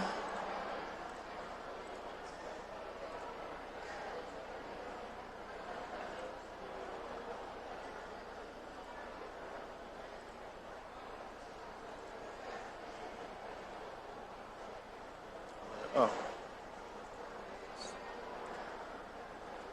Okay, this is almost the last screen. Once you get to this page, it'll ask you to click to continue. And once you do that, then it would allow you to the list of all the documentation that we will require to make a determination for your application. So this is very easy. You will fill the information in. And once you fill the information in, sometimes you will have to actually download a PDF or a Word doc, whatever it is that you have. And I'm sorry, what? Did somebody say something? Okay.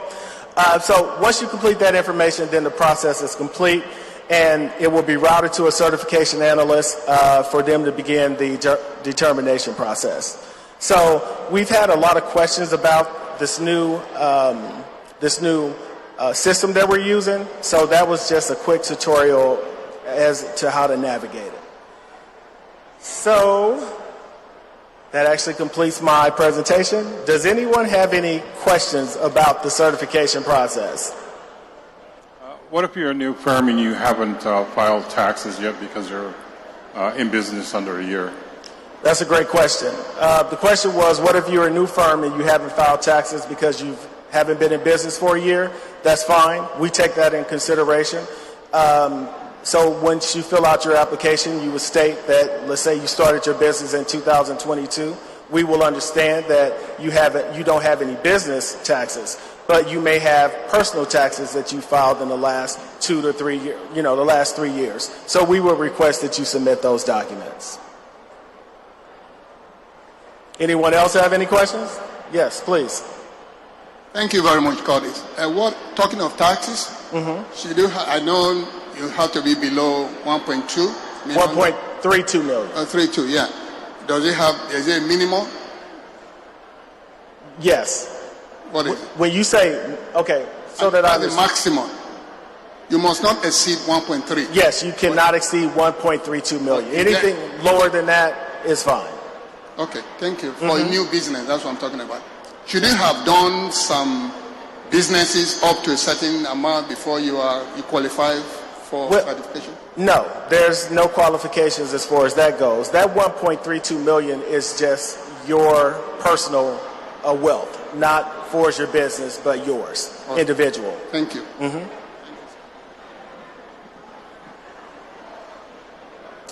Any other questions?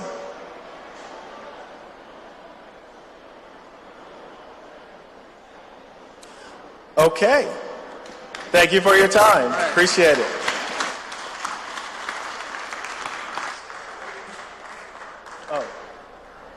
Ladies and gentlemen, let's give it up for Mr. Curtis Williams. Hi. He will be available for the balance of the afternoon for your certification enjoyment. I'm sure he'll enjoy answering any question you might have regarding certification. We also, again, we have staff from a number of districts right here on the part right here, right in front of the field. You can go talk to staff and get your questions answered on a range of subjects. It is now lunchtime, right? So go enjoy lunch. It's right behind you, and we'll get started back up at 1 o'clock. Thank you very much. Now here on the main stage, we have a special presentation by our host city, the city of Inglewood.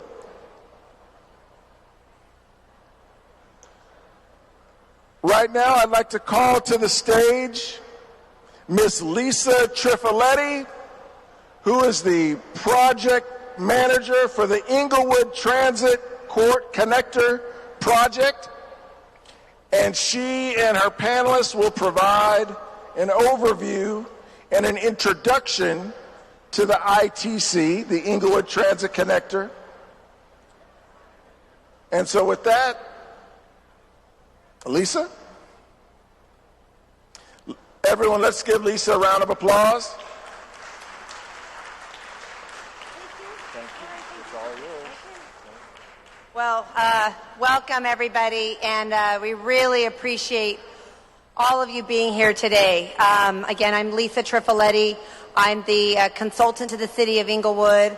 I've been the project manager from the mayor, first thought of doing this project. So it's been an honor and a journey, and we've had a lot of progress to date that we're going to share with you. But the goal today is to really have you meet the shortlisted prime vendors that are bidding on the Inglewood Transit Connector project. Our goal is to connect the local community and the local vendors to the prime so that you're all able to participate and be a part of the great transformation in the city of Inglewood. So just to start, and we want to start off by saying thank you to Caltrans. Thank you to the Secretary of Transportation, Tokes Omashakin, and the Caltrans Director, Tony Tavares, as well as his entire team for requesting and working with us to put on the second annual Caltrans Summit. What we'd like to do today is invite up the different primes And we're going to start off by showing you a video that if you're ever in a meeting with Mayor Butts, or if you ever have a chance to go to, City Hall, he always starts with just giving a little history of where the city has been and where the city is going. And we just thought it would be appropriate. He was here earlier today, and he again extends his warm appreciation and welcome. But we'd like to show the video of what he shares when he talks about the transformation in the city of Inglewood. So we'll get that started. There was a time when Inglewood rightfully was called the City of Champions. In the 80s, we were home of the three-peat world champion Showtime Lakers, the LA Kings, and concerts at the Forum. The Hollywood Park racetrack drew an average of 43,000 people, 6 days per week. Then, in 1999, the music began to die. The Lakers and Kings left for downtown Los Angeles to the Staples Center. The housing market crashed in 2008, and in 2010, our unemployment rate in Inglewood ballooned to over 17.5%. Off-track betting caused the racetrack attendance to dwindle eventually to crowds of about 1,000 by 2012. We negotiated an agreement in 2011 with Madison Square Garden to loan MSG $18 million for rehabilitation purposes. MSG would add $82 million to that loan, and in January 2014, the Forum reopened and would become the #1 concert venue in California. In January of 2015, the Inglewood City Council announced its pursuit of the Rams of St. Louis to relocate to our city. In January of 2016, the NFL announced that the Rams would move to Inglewood, California for the 2020 season. The NFL owners tonight approved the return of the Los Angeles Rams to the market. It's our goal to build the most unique and fan-friendly stadium in the world. We want to make citizens of the area, certainly the NFL, and the residents of Inglewood proud of what we're doing here. Everybody says you're just being used and it's not going to happen. I said, Fred, trust me. It's going to happen. I said, I'm 80% sure it's going to happen. In January of 2017, the Chargers of San Diego exercised their option to join the Rams in Inglewood. After leaving Los Angeles in 1961 as a member of the American Football League, the Chargers returned 56 years later to the LA market. But Inglewood was just getting started. In June of 2017, the city entered into an exclusive negotiation agreement with Murphy's Bowl to negotiate the construction of an 18,500-seat state-of-the-art NBA arena. In 2018, the city negotiated the sale of the old Security Bank building to the LA Philharmonic to be redesigned by Frank Gehry into an orchestra hall at a cost of $15 million to house the youth orchestra program of the LA Philharmonic. In March of 2019, the Girl Scouts of Greater Los Angeles moved their headquarters from Marina del Rey to Inglewood into a newly renovated facility. In 2020, the NFL Network will leave Culver City for the Inglewood Entertainment District, and Inglewood will host WrestleMania in 2021. In 2022, Super Bowl 56 will make Inglewood the center of attention of the free world as we host America's biggest football game. In 2023, the NC2A Championship Bowl game will be held here. In 2024, the Clippers are scheduled to call Inglewood their new home. Negotiations are underway for a FIFA World Cup, and in 2027, we plan to complete the Inglewood Transit Connector Project, a 1.6-mile, fully elevated, automated people mover system that will provide a direct transit connection from the regional metro rail system to our new sports, entertainment, housing, and employment center. In 2028, the Summer Olympic Games will open in the resurrected City of Champions. Like the legendary phoenix rising from the ashes, Inglewood rises once again, soaring to heights never before imagined. Welcome to Inglewood, where the only thing that has changed is everything. Well, yeah, it's a big deal. Throughout my professional career, I've had a privilege of getting to work with a lot of great leaders. But being able to work with the City of Inglewood, the City Council, the city staff, the mayor, you cannot believe what a privilege it is to be able to be in the room to see the leadership at its work to really make positive things happen for this city, for the region, but he does it all the while thinking about the local community, and this is why we are here. So let's talk about our partners, because we can't do it without our partners, and LA Metro has also been a fabulous partner to this project and to the city of Inglewood. What I'd like to do is represent Miguel Cabral and invite him to come up and say a few words. He's the Executive Officer of Diversity and Economic Opportunity at LA Metro. And what we're going to be doing with this program is, while Inglewood had the first vision, actually starting that vision with LA Metro, and Inglewood has really driven it to this place, we are now working really closely and collaboratively with LA Metro to be able to deliver this project. And we cannot do that without the leadership of the CEO, Stephanie Wiggins, her executive staff, and with Miguel Cabral. So I'd like to bring him up to say a few words. Thank you, Lisa. Good afternoon, everyone. Are you enjoying the event? Right on. You ready to network? Have you met these folks already? Not yet. Okay, but you will. Thank you. That's the kind of attitude we need you to have today. There's a very important project happening in the city of Inglewood, the ITC. The ITC group and Trifaletti Consulting have been gracious enough to hold this event so you can network with potential proposers on this contract. I can't stress enough the importance of these types of events. How many DBEs in the room? Can you raise your hand? Did you guys see that? You guys saw that? How many small businesses? Certified small businesses. Right on, right on. It looks like we have the right audience. If you're not yet certified, please, please, please go to that table in the back.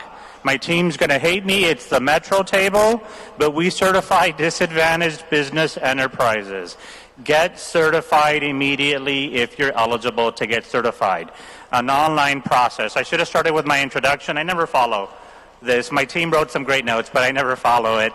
My name is Miguel Cabral. I'm the Executive Officer of Diversity and Economic Opportunity for LA Metro. I bring greetings from our CEO, Stephanie Wiggins, and my boss, Debra Avila, the Chief of Vendor Contract Management. We've been very lucky to partner with the ITC on this important project and be able to work with them really on what the great things that they're doing, not only on their proposal and on their procurement and what they plan on building, but on the DBE and small businesses opportunities on this contract. So talking to Mayor Butts, who's also on the Metro Board of Directors, and to Lisa, who's sitting right behind me, and to Caltrans folks, and to all the city and county reps, I can't stress enough how important those goals on the project are. We live in a region where small business and DBE participation on our contracts has always been important. As part of our post-pandemic recovery efforts, they're even more important. You all are the lifeblood of our economy. You all do most of the hiring in our county and nationally and on a worldwide basis. We can't do it without you. So thank you, thank you, thank you so much for coming out today. Take advantage of this opportunity and really ask as many questions as you have of these folks. So I'm putting them on the spot, but they're here putting out their time as well because they want to make sure that they're able to share in the opportunities that are going to be afforded by this project. So a big hand for you all and for our primes in attendance. Thank you for coming.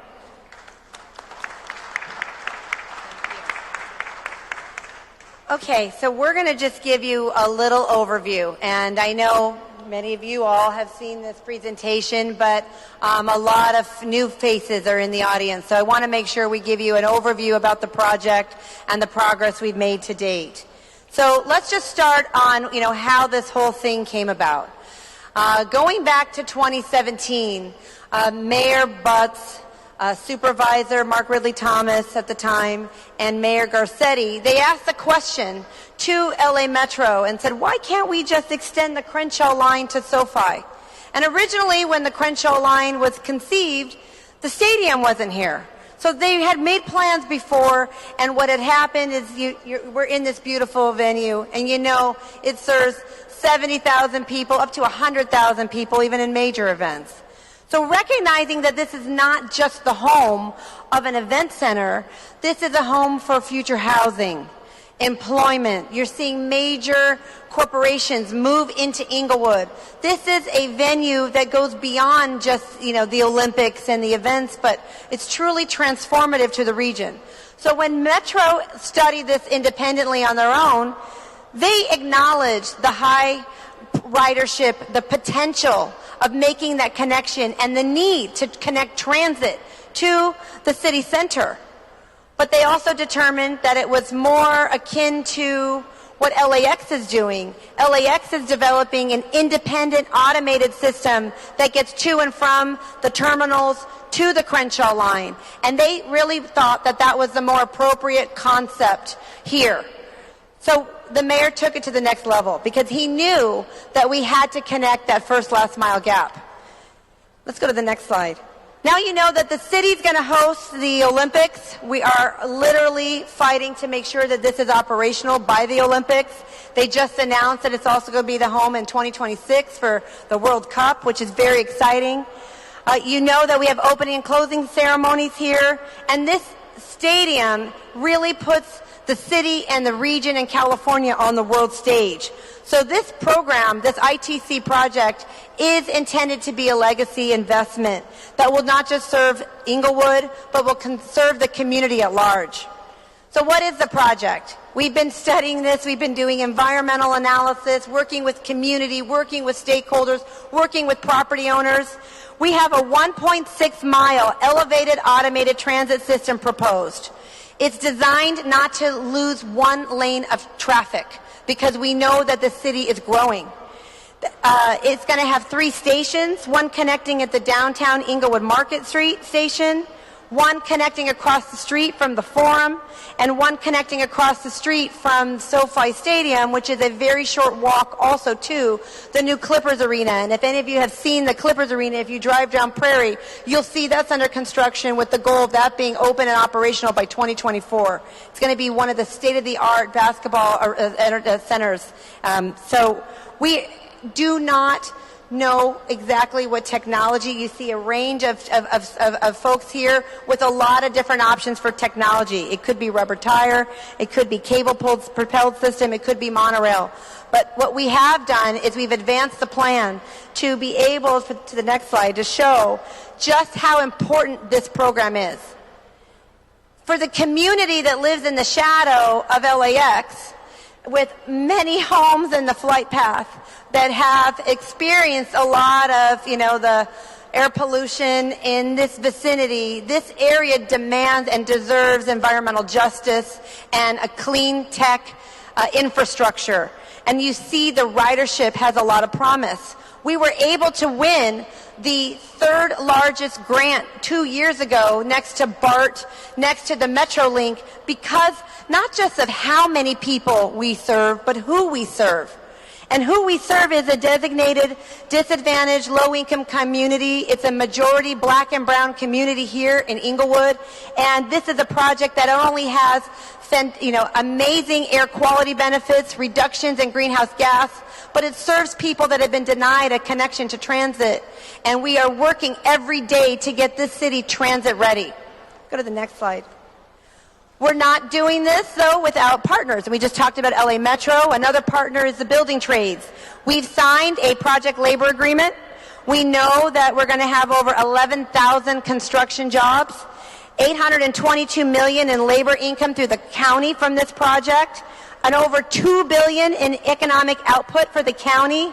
Just the event users themselves are going to bring in another $400 million, and we see over $260 million in local, state, and federal taxes collected because of this project. And so we have a strong commitment to the local hire. If we go to community workforce agreement, requires 35% local hire and 15% for transitional workers, which include people that are recently homeless men, women, and veterans. And we are now working with Miguel and his team to set the DBE program, and it's going to be very robust. And I know you're all waiting for it. We've got a study underway right now to tell us the exact number, but it's going to be very robust. So we keep moving through the process. We have not only achieved our environmental clearance, we're working with FTA, but we're very blessed to have started and launched a procurement process. And I almost felt like when we put out the short list and we put out the RFQ, I almost felt like I was going to the prom and I didn't know if anybody was going to show up to be my date. And I never knew that we would have so many qualified, really fantastic bidding teams. And we are very lucky and blessed to have all of you guys duke it out and compete for this job because we're really in good hands. And so right now, where are we? We're at the short list. We've shortlisted the teams. We're going to introduce them. Everybody wants to know, when is the draft RFP going to come out? I think I got asked by everybody. I'm saying I'm going to give myself some space, mid to late July. But in short, in this coming month, we're going to have an RFP out. We're going to be engaging with you on a one-on-one basis. And then based off of that, and as we actually solidify all of these other core components to get this program delivered, we'll be ready to release the draft RFP on time, but make sure we give you ample time to respond. So let me tell you about the teams that we have. We have here today Elevate, Inglewood Partners, and that includes Plenary, and you're going to be an MJE Loop Capital Partners, and I'll ask you to come and introduce everybody else that's on your team. We also have Envision Inglewood Connected. That includes Sintra, John Lang, and Awesome Transportation, another really fabulous team with a lot of partners underneath them. And we also have the Inglewood Community Connectors, which includes ACS and Phoenix. While we have these shortlisted teams, it's their role now to form integrated bidding teams with eligible transit technology suppliers. And we have six different teams, and we're very blessed to have so much competition. So let's look at who we'd like to, let's see, we have a schedule. Let's talk about the schedule. We're going to die trying. I'm telling you that. That's what the mayor says. The goal is to have this whole system constructed and operational by the Olympics. Now, we have to do that while standing up this Joint Powers Authority with LA Metro, and we are really well underway on getting that established, and we have everything ready to go and a work plan that we're agreeing upon with Metro. We are in really the trenches right now with FTA, and we're making FTA very uncomfortable by making them go faster than they ever have. But we are in a really good place to receive federal funding. And again, we're going to work on the procurement with this incredibly aggressive schedule. But again, we're going to do that without a sacrifice to quality and a quality end result. So I just want to let you know, that is the game plan. That is the goal. What we have to do is also make sure we have all the funding secured. So we have a third of the funding secured. We're working with the Secretary of Transportation. He said he wanted to make sure, the next time he comes, he gets to meet Magic Johnson. I told him if he presents us with a $400 million check, we'll make sure that happens. So we're working right now with the state. Again, we're seeking the federal funds, $650 million. There is no stone unturned at the city, and then looking at, again, every other grant opportunity along with city funds to cover O&M. And so we have a project that right now is at the top of everybody's mind in the state. We met with the governor. We met with all the state Senate and Assembly leadership. Everybody knows about this project. And so when they're making decisions, they know they're making a decision about Inglewood and Southern California region, and they know that this project delivers access and equity once and for all here. And so that is top of mind. I'm telling them to go faster because we got to make it through the Olympics. And we have widespread support across all levels of government. Federal, levels. We have the Senator Padilla, Senator Feinstein with us. They love us so much they're giving us local earmarks just to give us a shot in the arm to keep the planning process going. We have Congresswoman Maxine Waters. You name it. We've got the Olympics Committee, the Rams, the Chargers, the venue here opened up their doors for us, as well as a number of other partners, including transit advocates and the environmental community and the local community. We cannot forget the local community. So I'd like to just show you a video of some of that support, and then we'll welcome the primes to come and give an introduction. So let's just share a little bit of that support.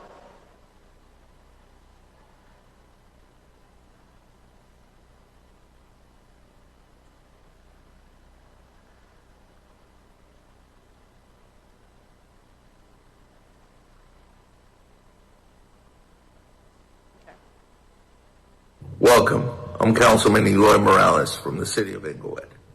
I'm here today because the Inglewood City Council supports the Inglewood Transit Connector. We plan on working with every stakeholder that there is, all of the event venues, the small businesses, and the agencies.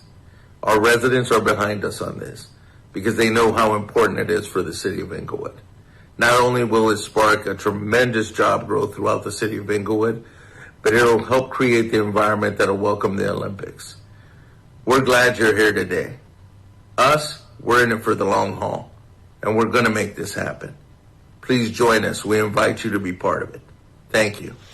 Hello, ITC team. My name is Sydney Kamlager, and I'm the state senator for the 30th Senate District, representing parts of Los Angeles, all of Culver City, and a tiny bit of Inglewood. And I am here to tell you all that I am a strong supporter of and ally of the Inglewood Transit Corridor project.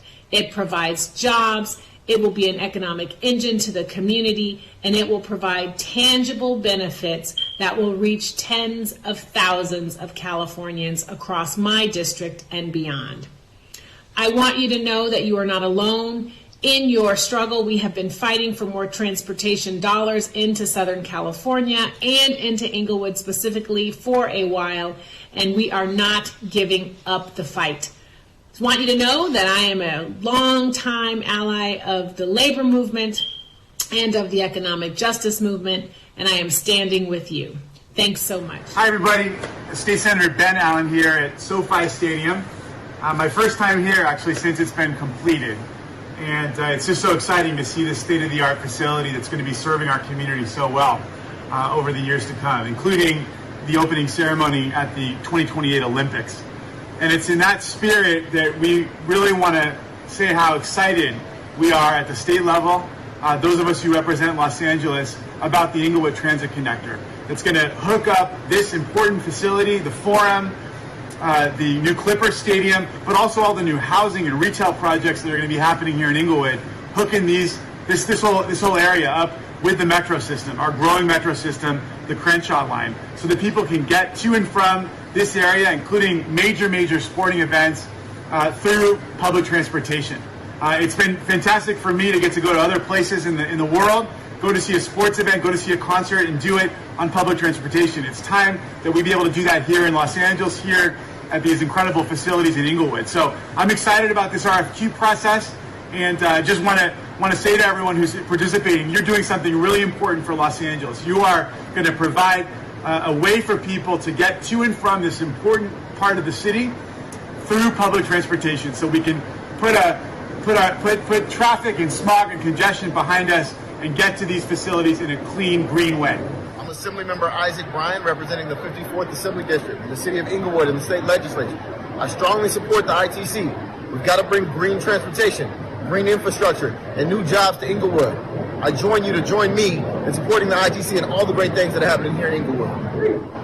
Hi, I'm Miguel Santiago, Assembly Member for the downtown Los Angeles area and surrounding communities, and I'm proud to support the Inglewood Transit Connector because it will connect our communities together, and we need this in the city of Los Angeles and larger communities. This is a game changer. The ability to move people, the ability to increase our commercial activity in the area, all depends on our ability to be connected. The jobs that it will create, the movement of people, we need this particularly now that we're reaching out of COVID and we're going to next year. This is a game changer. We need it, and we're excited about the possibility of getting that work done here in our communities, where we're going to be directly impacting working class Latino and African American communities. So let's get this done, and we're in full support. Good afternoon, and welcome to the Inglewood Pre-Proposal Bidders Conference. I'm Holly Mitchell, Chairwoman of the Board of the LA County Board of Supervisors, and on behalf of the entire 2nd Supervisorial District and the City of Inglewood, thank you for being here today.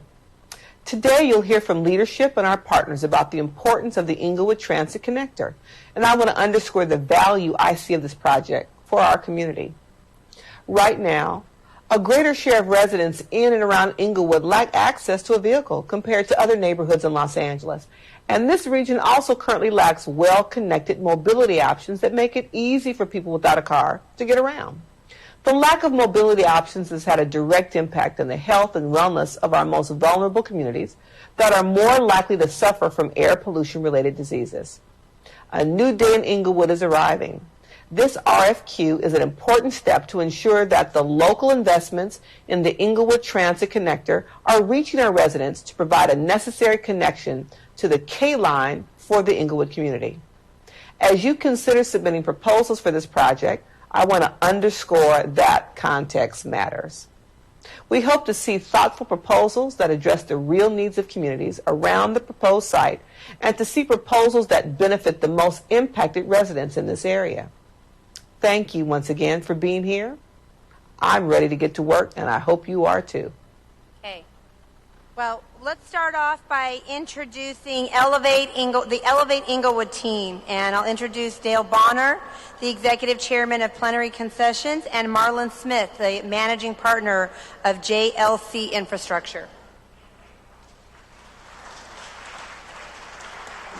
Thank you very much. Thank you very much, Lisa. Good afternoon, everybody. As Lisa said, I'm Dale Bonner. I'm the Executive Chairman of Plenary Americas here this afternoon on behalf of Elevate Inglewood Partners. Of course, we want to thank the city for including us on the short list for the project, and we want to thank Caltrans and LA Metro for hosting us this afternoon. But most of all, we want to thank all of you for showing up and participating with us here today. The main thing I want to say to you briefly is that we are the hometown team that is going to bring you the right mix of global expertise, local presence, and a track record of providing meaningful business opportunities for firms like yourselves. Plenary Americas, we're one of the leading developers in this public-private partnership business. We're headquartered here in Los Angeles. Our co-developer, JLC, who you'll hear from here in just a minute, is co-owned by Urban Magic Johnson, who was a favorite son here in Inglewood. Our co-developer and transit technology provider, BYD, has their headquarters here in Los Angeles and big manufacturing facility in Lancaster. We have a preeminent design build firm, Tudor Perini, which is headquartered just up the street in Sylmar, and they've got a long history of successfully developing large infrastructure projects in this area on time and on budget. We have our lead designer, Parsons, which also has more than 50 years of experience working with LA Metro and a number of California transit agencies on similar types of projects. And so we are a team that is fully committed and fully prepared to not only use those local connections for our success, but more importantly for your success. And right now I'd like to have my colleague Marlon Smith tell you a little bit more about what we're prepared to do. Thank you. Thank you, Dale. Again, Marlon Smith with JLC Infrastructure.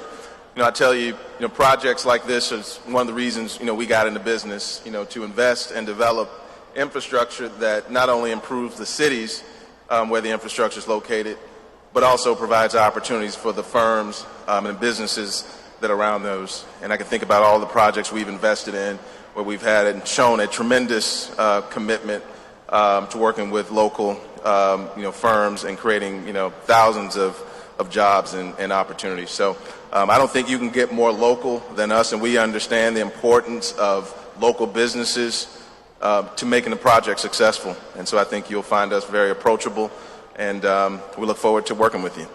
Thanks.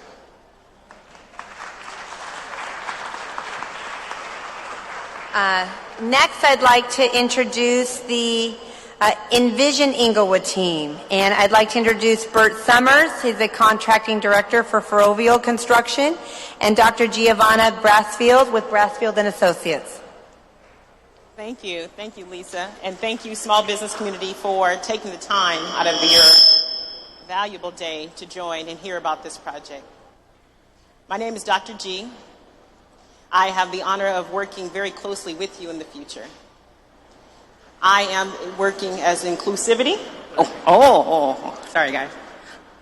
I'll be working very closely with inclusivity, so making sure I provide access, equity, and inclusion. Our team is phenomenal. Like you heard in the mayor's video, the only thing that's changed is everything. So this project is critically important to this region to make sure there's opportunities, there's jobs, there's economic impact. $2 billion coming right here, LA County. Over $400 million right in the city of Inglewood. Envision Inglewood connected. Envision Inglewood connected. You have a chance to meet our firm today. We have many people, we're in booth number 1. We have many people here because we're envisioning Inglewood connected with each and every one of you. We're very transparent.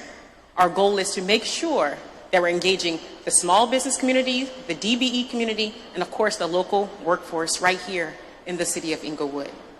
But it's more so, like we started our day off, is our commitment to partnership and our commitment to each and every one of you to make sure that you reach out to us, share information, call, follow up. Don't just fill out and wait. Be intentional. You heard all these resources today. Be intentional, be proactive, but be engaged with Inglewood, Envision Inglewood Connected. And I'll share, we have an amazing contracting manager who's also one of our project managers, who has a wealth of experience in the area, in infrastructure, but more so he is passionate and committed to the partnership with our small business and DBE community. With Bert Summers. Thanks, Dr. G. My name is Bert Summers. I'm the contracting manager for the Western U.S. for Ferrovial Construction. I'm based in an office about 2-3 miles west of here. I'm very happy to be partnered with Griffith Company, who's been building projects here since 1922. They have an office in Santa Fe Springs and several other offices here in Southern California. We're also partnered with them on one of the high-speed rail projects, and they're just a phenomenal company to work with. We have a 30% DBE small business DBE goal on that, and that's currently about a $600 million project, and we're on track to meet our goals for that. So, yes, we do know what these large goals are. We know how to meet them. We have our National Director of Diversity and Compliance, Stella Vargas, is here with a team. There's about 13 or 14 folks from our company here, our combined companies. We have team from a concessionaire, from our proposal side. We have most of our designers and design leaders on the design team are here. Some of our dedicated subs are here as well. So we are very, very interested in meeting and talking to all of you. Please stop by our booth. We can't tell you how much we really want to talk to each and every one of you.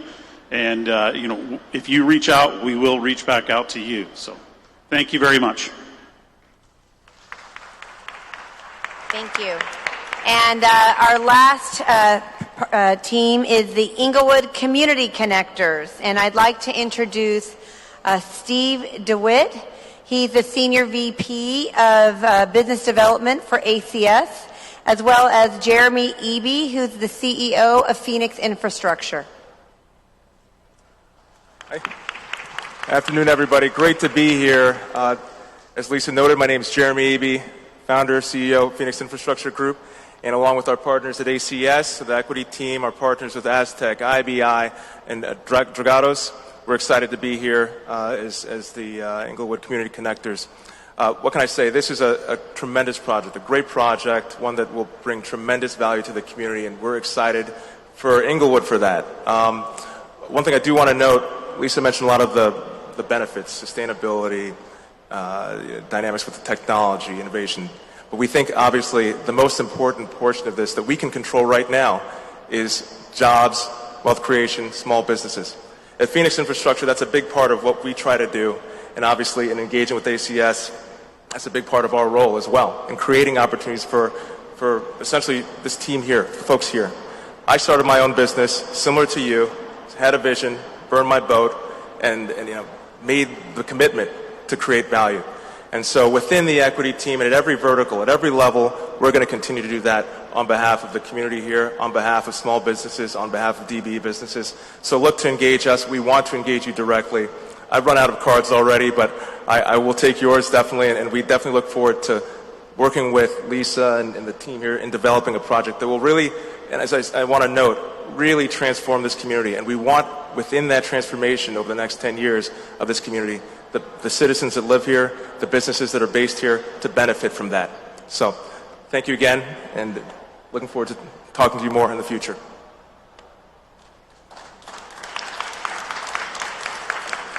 My name is Steve DeWitt. I represent ACS. You may know us as a lead developer at the People Mover project at LAX, right down the street here. Very proud of that project, but what we're most proud of are the promises we made on inclusivity as we went into that project, and the promises we have kept as that project has unfolded. And we're getting there. It's a very complex project, much more complex, I think, than what you'll see here. But the lessons we've learned off that project will well translate into what we will bring or hope to bring to this project here. You're going to hear each team talk about, they're better than the others, and we all do that. That's what we do as part of the business we're in. But I will tell you, there's 3 really strong teams here, and I think the community can rest well knowing that whichever team wins, you've got a good, solid team to help build your project and also to wrap their arms around the local community here, which we all will. You may also know us as I'll call us the Shepherd of Angels Flight in downtown Los Angeles. The little funicular, if you're familiar with that. We took that on some years ago, not because we thought it would make money, because it's not. We took it on to show our commitment to this community, to Los Angeles, and how much it means to us to be a very important part of your community, not just to build a project, but to be part of a project for many years to come. We will be part of LAX for 30 years. We'll be part of Angels Flight for 30 years. Those are the kinds of commitments we make when we come to a project. And with that, we'd love to talk to you. We hope you can all become part of our team. And with that, I'll turn it back to Lisa. Well, that concludes our presentation. I just want to end by saying thank you. Thank you to the venue, SoFi Stadium. Thank you to Caltrans for having the great idea to do it and to do it here. And then thank you to my team that helped orchestrate and organize all of this. You guys have... It's not easy to put on an event of this size, and we really appreciate all of your hard work. And we hope that we encourage all of you to keep networking, and please come out and meet the Trifaletti consulting team as well to learn about the project. And we hope you have a wonderful day. So thank you for being here. Okay.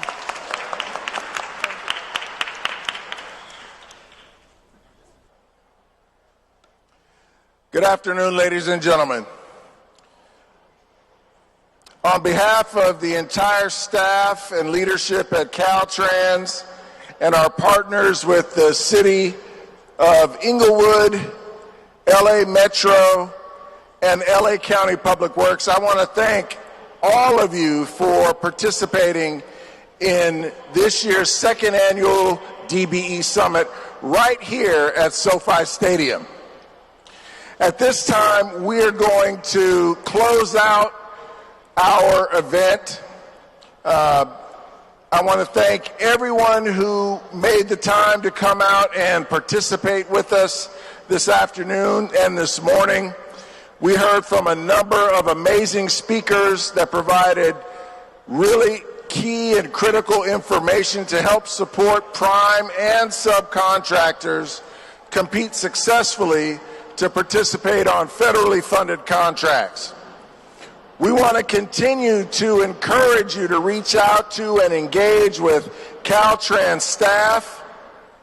And we want to encourage you also to consider partnering with Caltrans in the future to make sure that we can rebuild California and get California back on the road again. For those of you who remain in attendance here at SoFi Stadium, there will be Caltrans staff available to answer any questions that you may continue to have or didn't have answered during the bulk of the presentations. And for those of you online, I want to thank each and every one of you for participating and engaging with us today. I want to encourage you to continue to reach out to Caltrans. You can visit us on the web at caltrans.ca.org. You can also reach out to me directly at david.deleuze@dot.ca.gov. Again, thank you very much. I wish you all much success. God bless and Godspeed. Thank you.